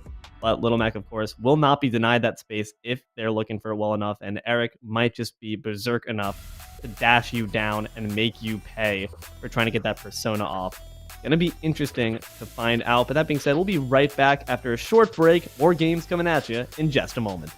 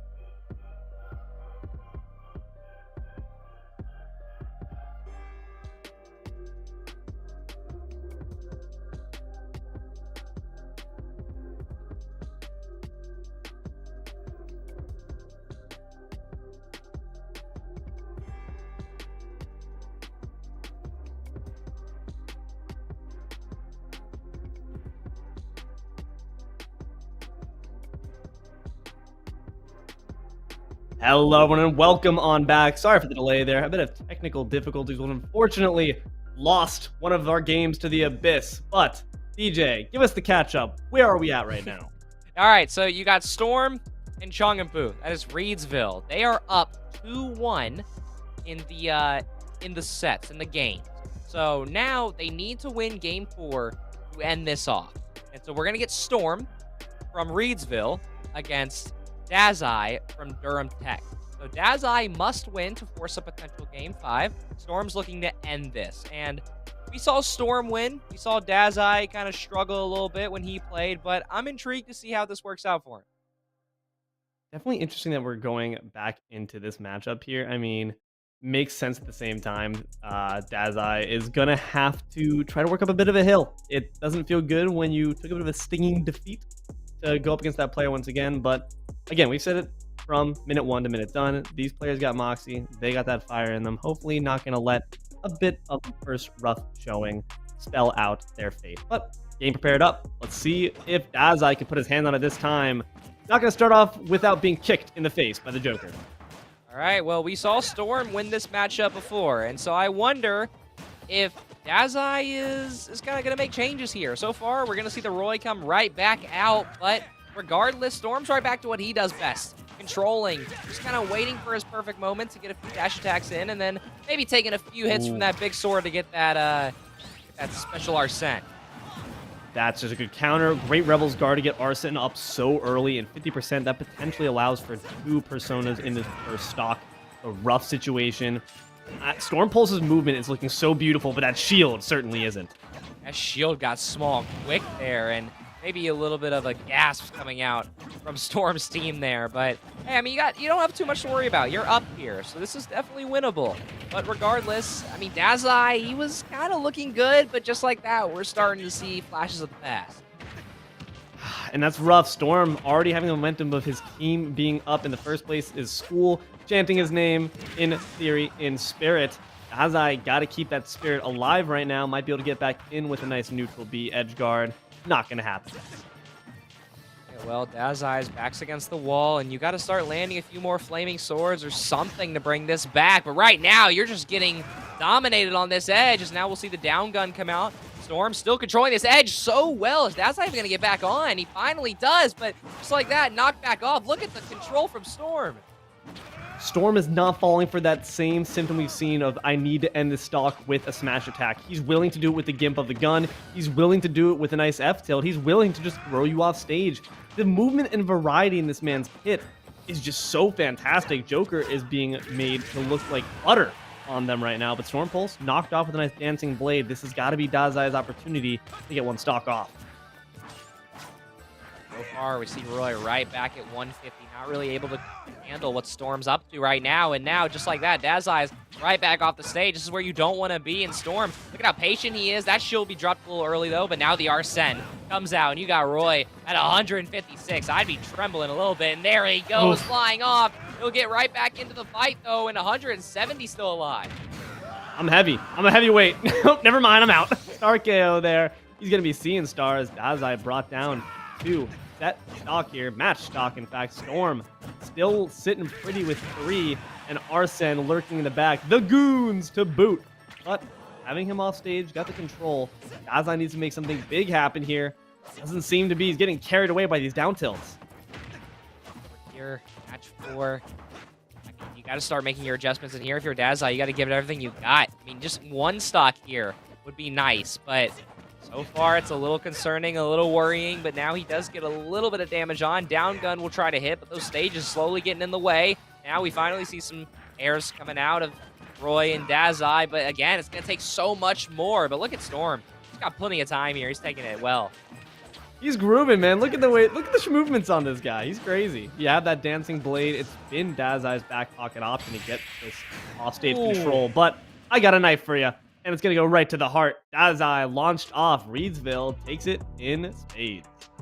There you go. 3-0 there for Storm. Just right back to what we're used to seeing.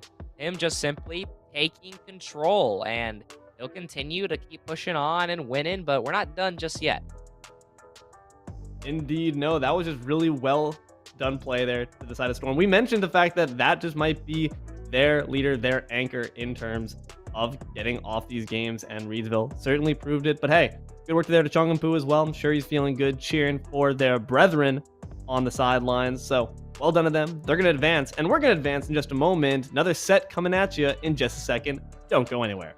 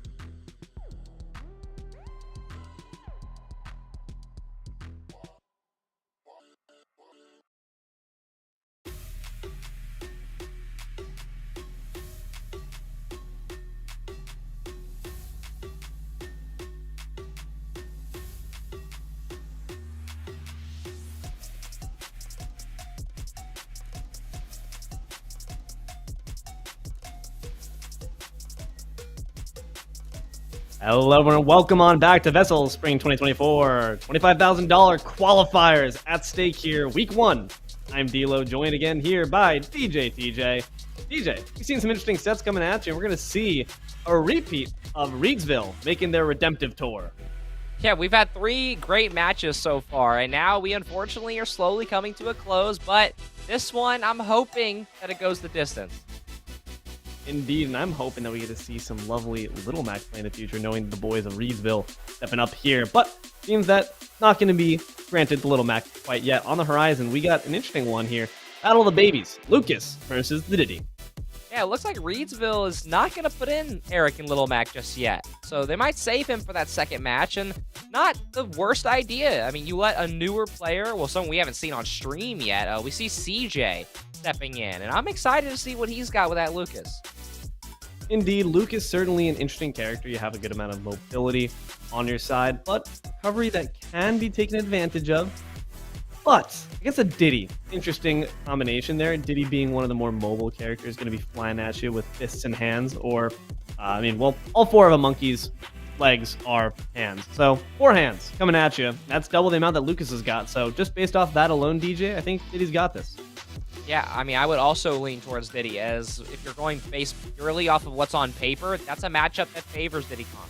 So I'm sure that Ben and the Riverside side of things will probably do some good work here. But once again, it's high school Smash, and honestly, I still don't know what to expect. It's been all over the place. We've seen some players take dominant runs in what was a statistically favorable matchup, but then we see Little Mac like Eric just sit around and just punch everything that moved. I mean, if I'm looking at it on paper, DJ, that's a baby chimpanzee versus a small pre-adolescent boy. And I don't know if you've ever seen that happen, what goes down when those two scrap, but it usually doesn't end up well for the little boy. But you have to find out as we get in the game here if maybe it'll be the Cinderella story of all time. Diddy arrives to the scene. Yeah, I mean, Reidsville not putting in what we think is their best player in Eric, but CJ's obviously got a little bit of room to prove himself, and Riverside, a school new to the broadcast here tonight, so I'm interested to see oh my gosh, look at Diddy's combos early. I'm already just very much feeling good about Ben's play there. That gentleman's already showing that they have capability with the banana setups. It's going to be an interesting one. Ben's got to make sure to keep on top of it, though, and CJ's got to make sure not to crumple underneath the pressure from all of these flurries of attacks. His airtime well here. He's just kind of hovering. Ben's going to run the ground here, and CJ's got to get back because the moment you get caught awkward coming down, you almost die there as the red sparks fly. But now CJ using the up B. He won't be punished for it just yet, but the banana will do a good job at kind of stalling CJ out there. And now finally CJ gets a chance to hit the ground. See a down throw and a smash attack coming out, and now an up B going over Lucas's head, and very interesting combos coming out here. Doesn't take much to go over Lucas's head. That lad is short and is going to be launched on up. At least get taller for a moment when you're sent up to the stratosphere. His up smash is such a potent kill move, but need a bit more there. Ben's looking for a spike right off the bat. 0%, no problem. Gonna stack it up to 26. Not going to be able to quite grab the kill. Down smash is a different story. He can do it too. Yes, finally starting to kind of find his rhythm here after the absolute confidence in his combos and his threatening playstyle from Ben and that Diddy Kong, but now CJ finally starting to get back, but you still see some moves that are maybe being either accidentally input or maybe being spammed a little bit here. I would like to see CJ kind of breathe and take his time here. Yeah, but it's difficult when the monkey's up in your face. That is a very nuisance liable character. Oh, charging that up smash for years. Lucas is going to be in college by the time that thing lands off. CJ trying to get some big damage to catch up, but it might be better to rely on these nice and quick stick hits. How about Ben just sending it while that smash attack was charging? I mean, he's not afraid of what CJ's got. He's not afraid of Reidsville, and at this point, his team's probably chanting that we want that Little Mac. Indeed, they're looking for the big kahuna. Oh, the big up smash can be met with a smaller one in turn, but smaller one beats the bigger one. Indeed, the quick hands of the Diddy going to be caught by the Lucas, and now it's a 1-2 stock situation. Damage stacking up fast here. CJ's on a tear. So far, things going to plan, at least from an on-paper standpoint. Ben's doing what Diddy Kong should do, but now just like that, CJ lands some pretty big attacks, but you still got to overcome that stock differential, and you can't take a smack from Diddy Kong like that. The banana tosses, as soon as you're left liable to be charging up that up smash from a far distance, Ben's got the projectile game necessary to make you pay for it with a big fist to the stomach. Lucas sent flying Ben on the ups. There you go, Ben. I mean, Reidsville's got their stream time. Ben says, no, it's our time now. Riverside's here to play, and a pretty confident win there. Respectable gameplay there to the Diddy. You could tell from the moment that first banana setup came in, Ben was here for blood and going to be able to succeed at that end. You had some good plays there on the reverse side from CJ. You had some good PK fires, some good spacing, but a bit too much confidence in those smash attacks could get you liable for a banana peel to the face, and you don't want that. Yeah, I definitely don't want that in real life or in game. You don't want it under you, you don't want it above you.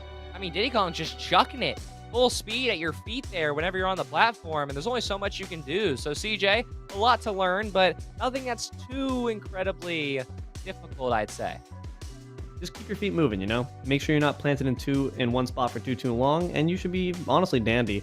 Some of those recoveries were a bit suspect at times, but overall, able to make a really good showing up against a matchup that I think is quite difficult at times for the Lucas.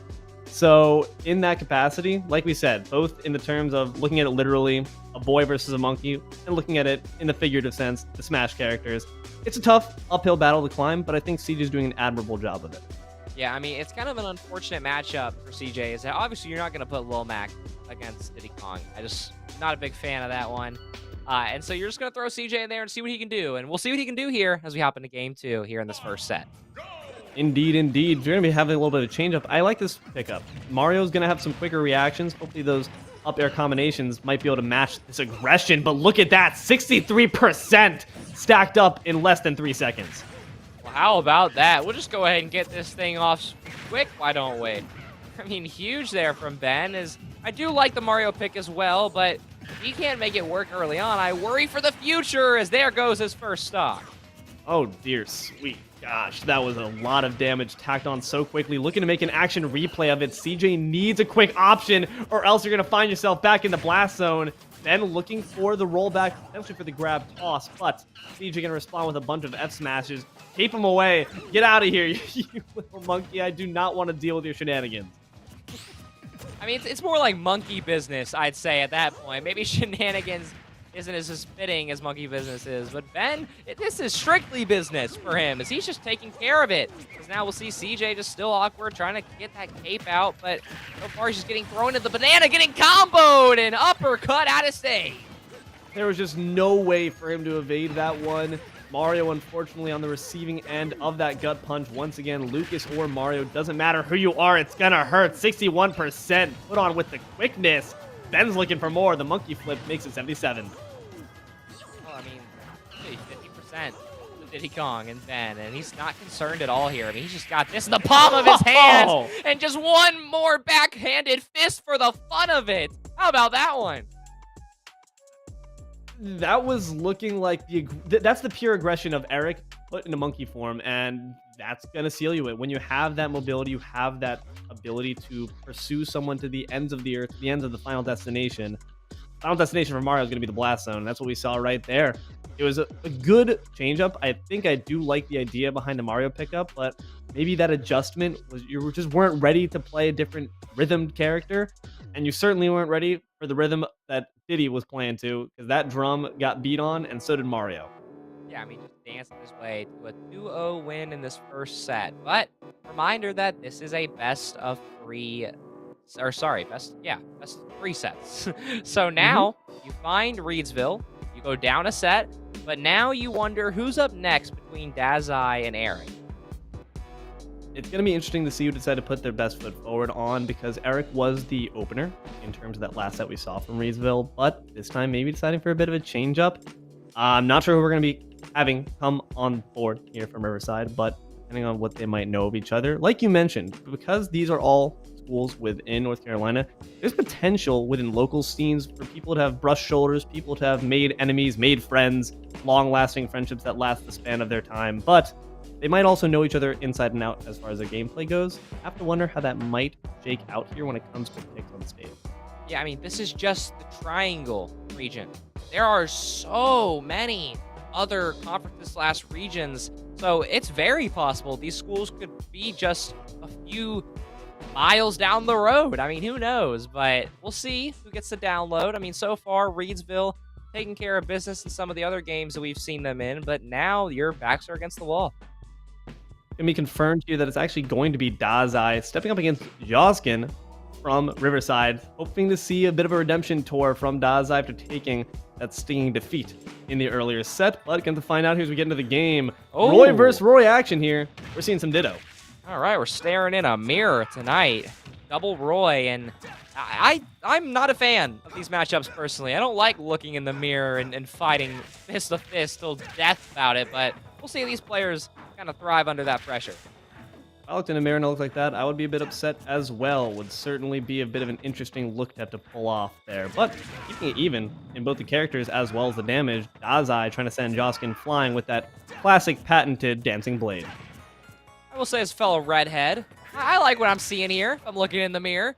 I'm sure Joskin and Dazai are liking it too, as this is still very incredibly even so far. And it's funny, as it seems like both teams are both players just baiting out before they get that jump side air there. Just finally just trying to force them off stage and just create some room to maybe get creative. But both of them looking for the same thing. Indeed, it's going to be the dancing blade, and real quick, no offense meant to my red-headed viewers there, but Joskin going to take it, and going to take the SD there, unfortunately.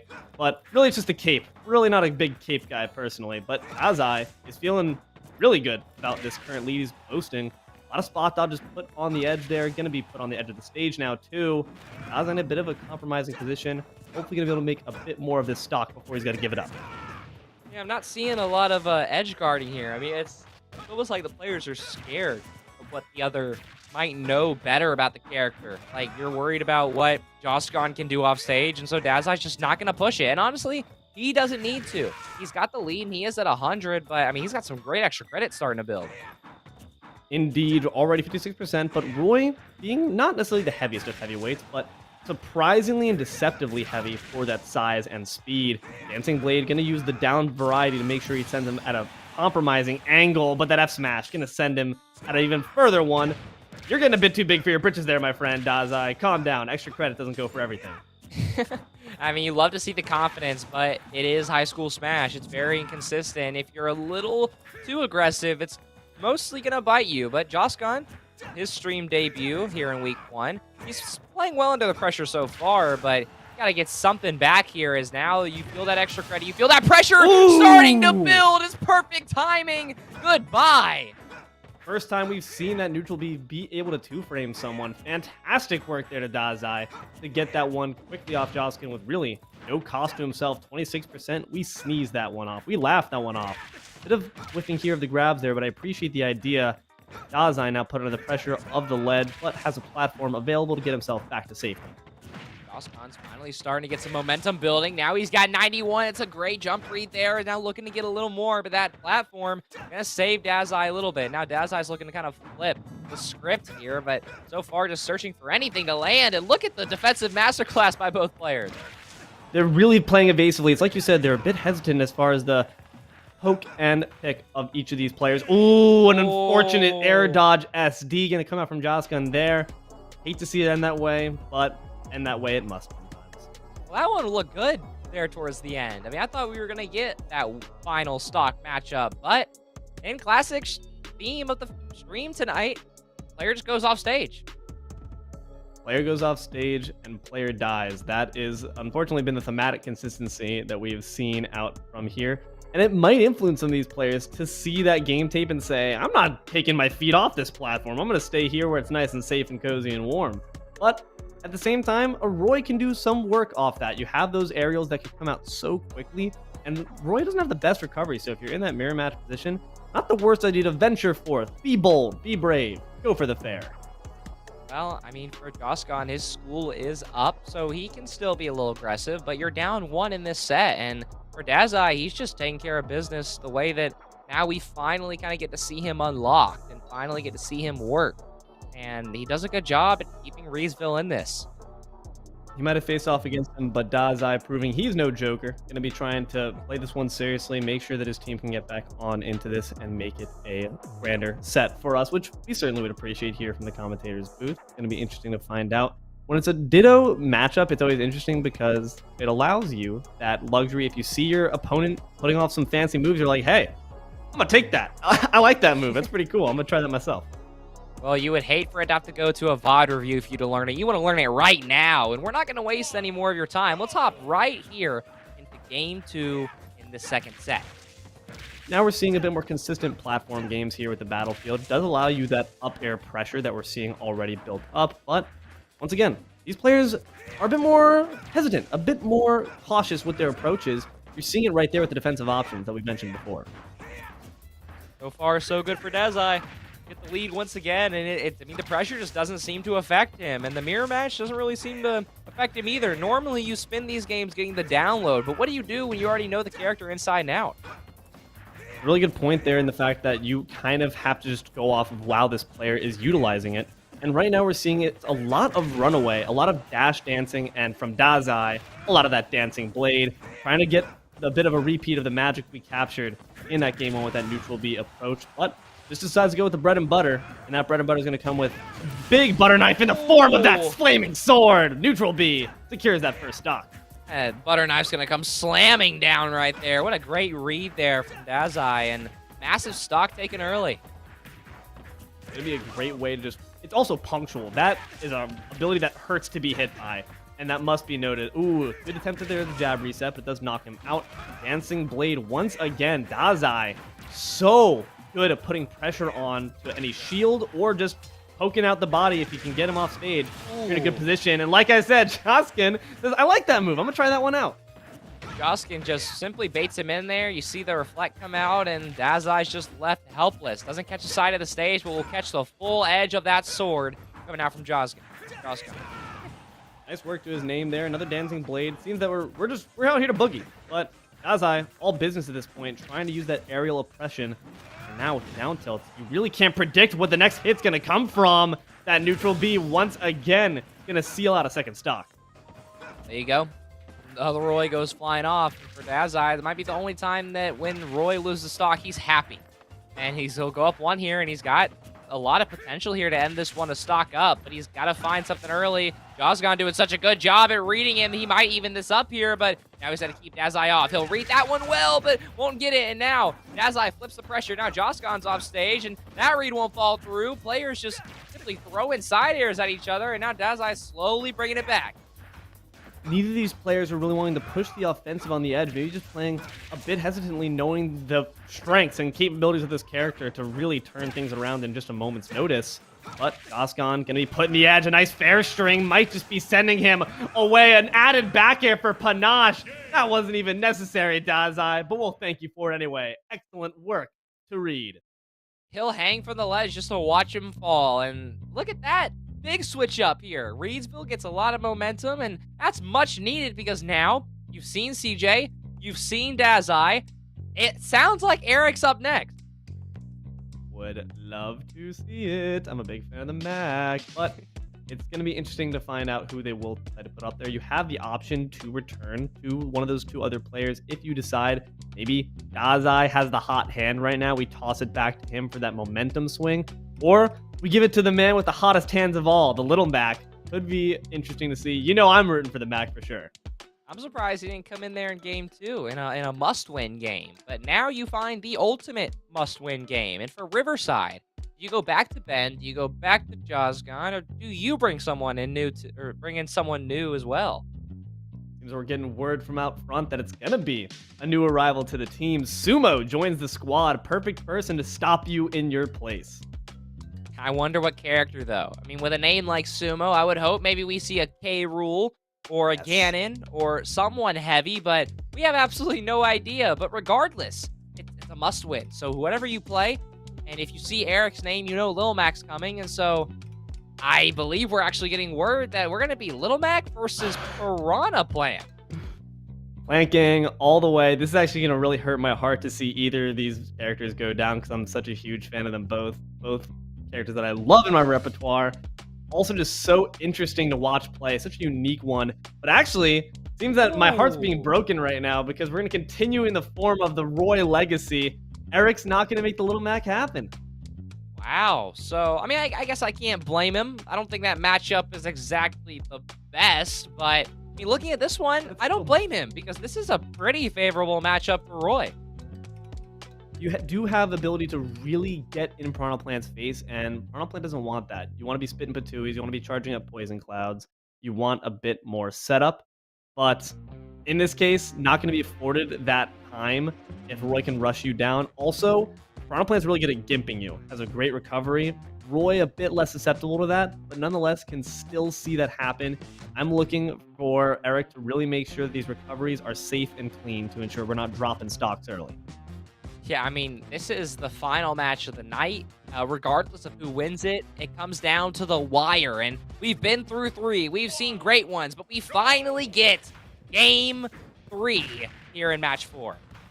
Roy's looking to be plant pruning right now, trying to cut this plant down to size, get a bit too big for its britches, but already the damage starting to climb as well. 69 to 16, make that 88. These down Bs are hitting hard. Solid start, and oh my gosh, let that flaming sword come over, and the down B from the plant coming back out. There's some hard-hitting attacks so far being thrown out. Oh, that's just the classic. You try to dash attack me, I'll make you pay for it. Baiting out the counter there with the down B, in fact, finishing it off with a nice F smash for Flourish. You got to be careful with how you're responding as Sumo. He's a bit wily on this PP, and it's going to be fantastic work to get yourself a bit of a lead already. These down Bs, they just keep on coming. What a great start for Sumo so far. I mean, you can't really complain. You go to Eric, one of the strongest players from Reidsville's team, and maybe this is why he didn't come in. Maybe they were worried about this matchup, but regardless, you're here and you have to survive as that almost lands off stage. That's exactly what we needed from Eric. Clean, beautiful recovery. To dodge around the Patui, make sure you go down low so you can't get gimped. Now you need to do something to burn these leaves down to size. Unfortunately, not going to be obliged. Instead, it's another F smash, ending another stock onto Eric. We're now playing for one. Here you go, Riverside. They lose the second match, and as we watch Azai just take control, but now that theme isn't going to follow for Reidsville. I mean, Eric kind of struggling here to get anything going, as now Suma's going to hide in that cloud there, and now looking to get one more off-stage down B in your face. Beautiful. Beautiful play here from the Piranha Plant. That's why we're planking all the way. Makes you eat some salad. You're going to have to appreciate those greens nowadays, Roy. But that was just beautiful play from Sumo. You cannot complain about that. Was constantly... It felt like he was the rushdown character on the Piranha Plant. I felt like that Sumo just had the complete download on when to let that down B rip at the right moment to not be met with a counter. They just couldn't keep up on the other side. We've seen a player come out this strong. It is either a absolute blowout in game 2 or we get down to the wire in game 2. With a player like Eric, I'm sure he's got a few things up his sleeve, including maybe, and I'm praying for it, maybe a character switch, maybe. Could be what you need. I'm not sure, because if your reason why you're using that Roy is to have a better recovery, but you're still not even able to recover, you might as well just take the great ground game that the Little Mac offers you. It's going to be, though, a different grappler and another character I'm incredibly happy to see. Like you've mentioned this entire time, DJ, there's such a wide breadth of characters you can see take to the stage here when it comes to this high school league level play. It's going to be the Incineroar. Fire does beat grass, after all. Well, it is a bold pick from Eric because this is a favorable matchup for the plant.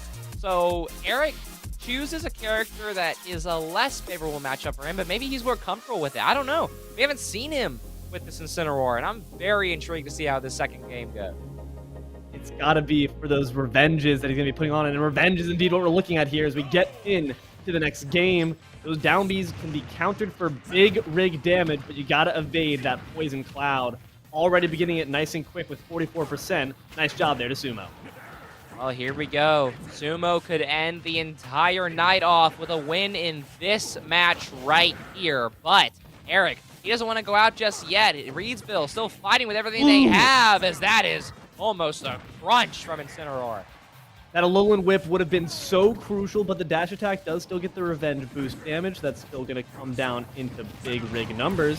114 to 58, and there's the down smash to meet it off. Eric's off to an explosive start. There you go, matching the character, matching the Reidsville energy. They've seemed to have some great games and some feisty characters, and Incineroar is right up there with them. But don't count out the plant, as we'll see that Patui come out, but it's going to give Eric a little more juice, a little more power, as Incineroar, he's not happy. He's got the revenge still on deck, but watch out, that Patui hits you, you might just lose it. Has to dodge around these, but you can stock that revenge more if you want. Sent off stage, 127 to Patui, finishes it off. 0-0, 2-2. Incineroar, not too many options off stage. Sumo just times it well, and he's doing a great job at landing those off stages. Now that read will land. It won't get as much damage as he was hoping for, but he's going to take some in return there. Nice blow and whip there. Make sure you get the strong hit, but a bit of an unsafe up B back to stage. Not going to be punished indeed. We're just whipping smash attacks all over the place. A flying belly slam going to put some more damage here, making it 60 to 36, but both these characters are pretty heavy. No one's going to be dying quite soon. If Eric loses this mid-stock battle, you start to worry if that specific punish right there could have been the start of something, as now the cloud of smoke, we'll see the head of the plant come through. See Eric try and get an attack in. Sumo's going to go pretty low off stage, but great recovery on that plant, but can't recover that. Eric lowers his shoulder.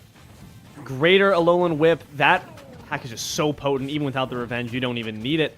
Really doing a great job playing around these down Bs from the Piranha Plant. And just as I say, it gets nailed by another 2. Come on, Eric, don't make a liar of me just yet. Why don't you just get 3 for added panache? One more might just feel out of stock. You need to be careful. Eric having to just approach his battle strategy, think of what to do, decides to go in with the flying knee.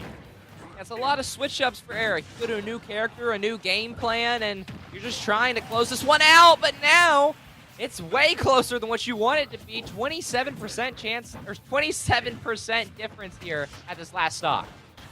Block Dodge is not doing it for you. Makes his way on in, gets the Gentleman's for some offstage pressure, but Piranha Plant's able to recover with a nice and easy. Puts him in the blender. 27 to 39. It's an even game, even stock. Oh, doing a good job. Just he knows Eric is going to be aggressive, and so he's kind of throwing some Patui's out there, getting the down Bs, but you got to watch out as that's a close chance for Eric. That's another Patui. It's going to hit him right on the forehead, and that almost lands as well. This cat's got knobs on his head right now. It's a Tom and Jerry film out here. Gonna have to decide to cross drop aggressively back to stage. Moves in with a flying knee at 127 though. Patui's are hitting hard. Eric, gotta survive. This revenge is gonna be a good way to start. You gotta try and land something. He'll dodge that. He'll get a knee. And now you see Sumo falling off at 112. It's dangerous here. Eric in a must-win situation to give his team a chance, but 170, you start to worry as that's going to be a misreflect. Eric could get a grab. Yes, he will. Send him off the stage, but Sumo somehow still alive.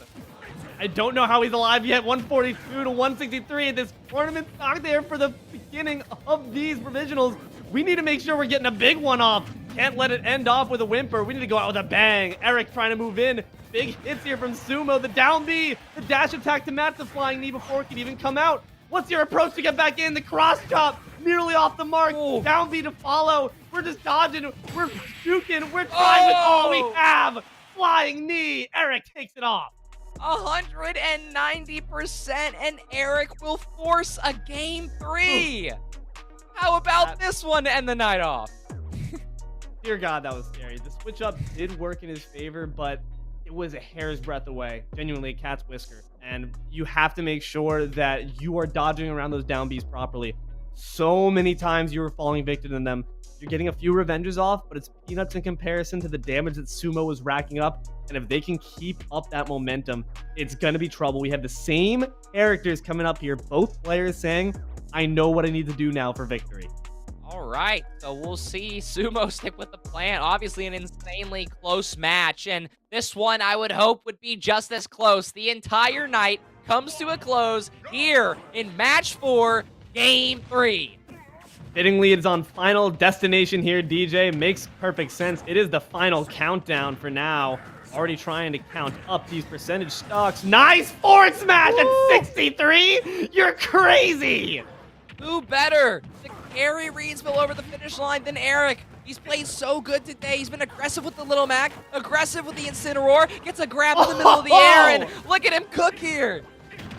Damage aboard. It does not even matter. You can hit me with a Batui. At this point, it's just going to motivate me to put you through further pain. Don't do it. He goes for another F smash, a big whiff, down smash to follow. You just can't punish this cat. Eric has got the download. He's got all the knowledge looking to possibly read that off stage, but won't. Watch out for the Patui. Watch out for the grab. It's actually going to be... somehow Eric will win that as now Sumo stuck off stage. Now Piranha's got options. Sumo, you got to breathe, but you got to watch out for that grab. I know you're Sumo, but he's the real wrestler. Gets met with the flying tackle from that down smash. Fantastic work. Dodges around the Patui, but maybe gets a bit too excited. One stock off at the very least. Not how you want to see it go. All right, well, here you go. Everything is on the line here for this match. Eric does have a stock, but we're right back to zeros. He insta-rushes that down B there. Patui's going to hit. Down B is just rarely going to miss. He's got to watch out for that cloud of smoke, and that's 70 unanswered. Make it 90 unanswered. Sumo has a chance to possibly go 0 to death here, but now he's got to watch out. That's a quick 30%. Now he's got to watch out for the rush from Eric. It'll be a dash attack. It's off stage, but this is getting dangerous here. 37%. Piranha Plant's not in danger unless they're off stage quite yet. That can't be said the same for Incineroar with a nice down B. Then off to the corner, but good DI gonna save him for now. Oh, up B's right into the Batui. 1-1. Here you go. Sumo battles back. He wins that interaction, but now he's just got to fight the extra credit that Eric built for himself, and you got to avoid every major attack like that one right there. That's 87%. Eric looking to end it. Won't get the down smash. Looking to maybe get a grab. He'll dodge one. Won't get the reflect. Looking to grab. He'll miss. Sumo just dodging, running for his life. Down B won't hit. Eric flying knee. Can he get one more? Not yet. With no rage up just yet, it's going to take a bit more time or maybe a little help from our friend, the good old down B Revenge, to make sure you're able to get this kill off. But one more Darkest Lariat, one more Alolan Whip Clothesline takes it. Eric for Reidsville. Eric is clutch, and he is him tonight here in week 1. Just an incredibly clutch performance. You go down in game 1, then you reverse sweep here in match 3 to give your team a much-needed win here in week 1. Set him up, knock him down, lull him into a false insecurity with the big cat, and call it lunch. Fantastic work there on the side of Eric. Great work to Sumo, though. Really made them work for it, but the kitty cat could not be denied this one. Fantastic play to get that set. I mean, just wow. What a night of games we've had. It's been awesome. This has been such a perfect opening here in the Triangle region for VESL Smash. And what a better co-caster to do it with, Elo. It's been a blast so far. Appreciate that, man, and indeed. But like you said, DJ, it is just the opener. More content will be coming out from the Triangle region and many more in the near future. So please keep an eye towards that YouTube for more content dropping down from the sky, more sets, more people being launched into the sky, down to the ground, everywhere all around. There's plenty of more Smash to be had. But that being said, that's all you have here from us today. I've been D-Lo, joined here by DJ TJ. We had our friend Robert Morrison helping us out with the production. Almighty Eye in the Sky. Big thanks to you as well. Thank you for all your hard work. And thank you, viewer, for your time as well. We hope you have a good one. That's all for us here tonight. Have a good one.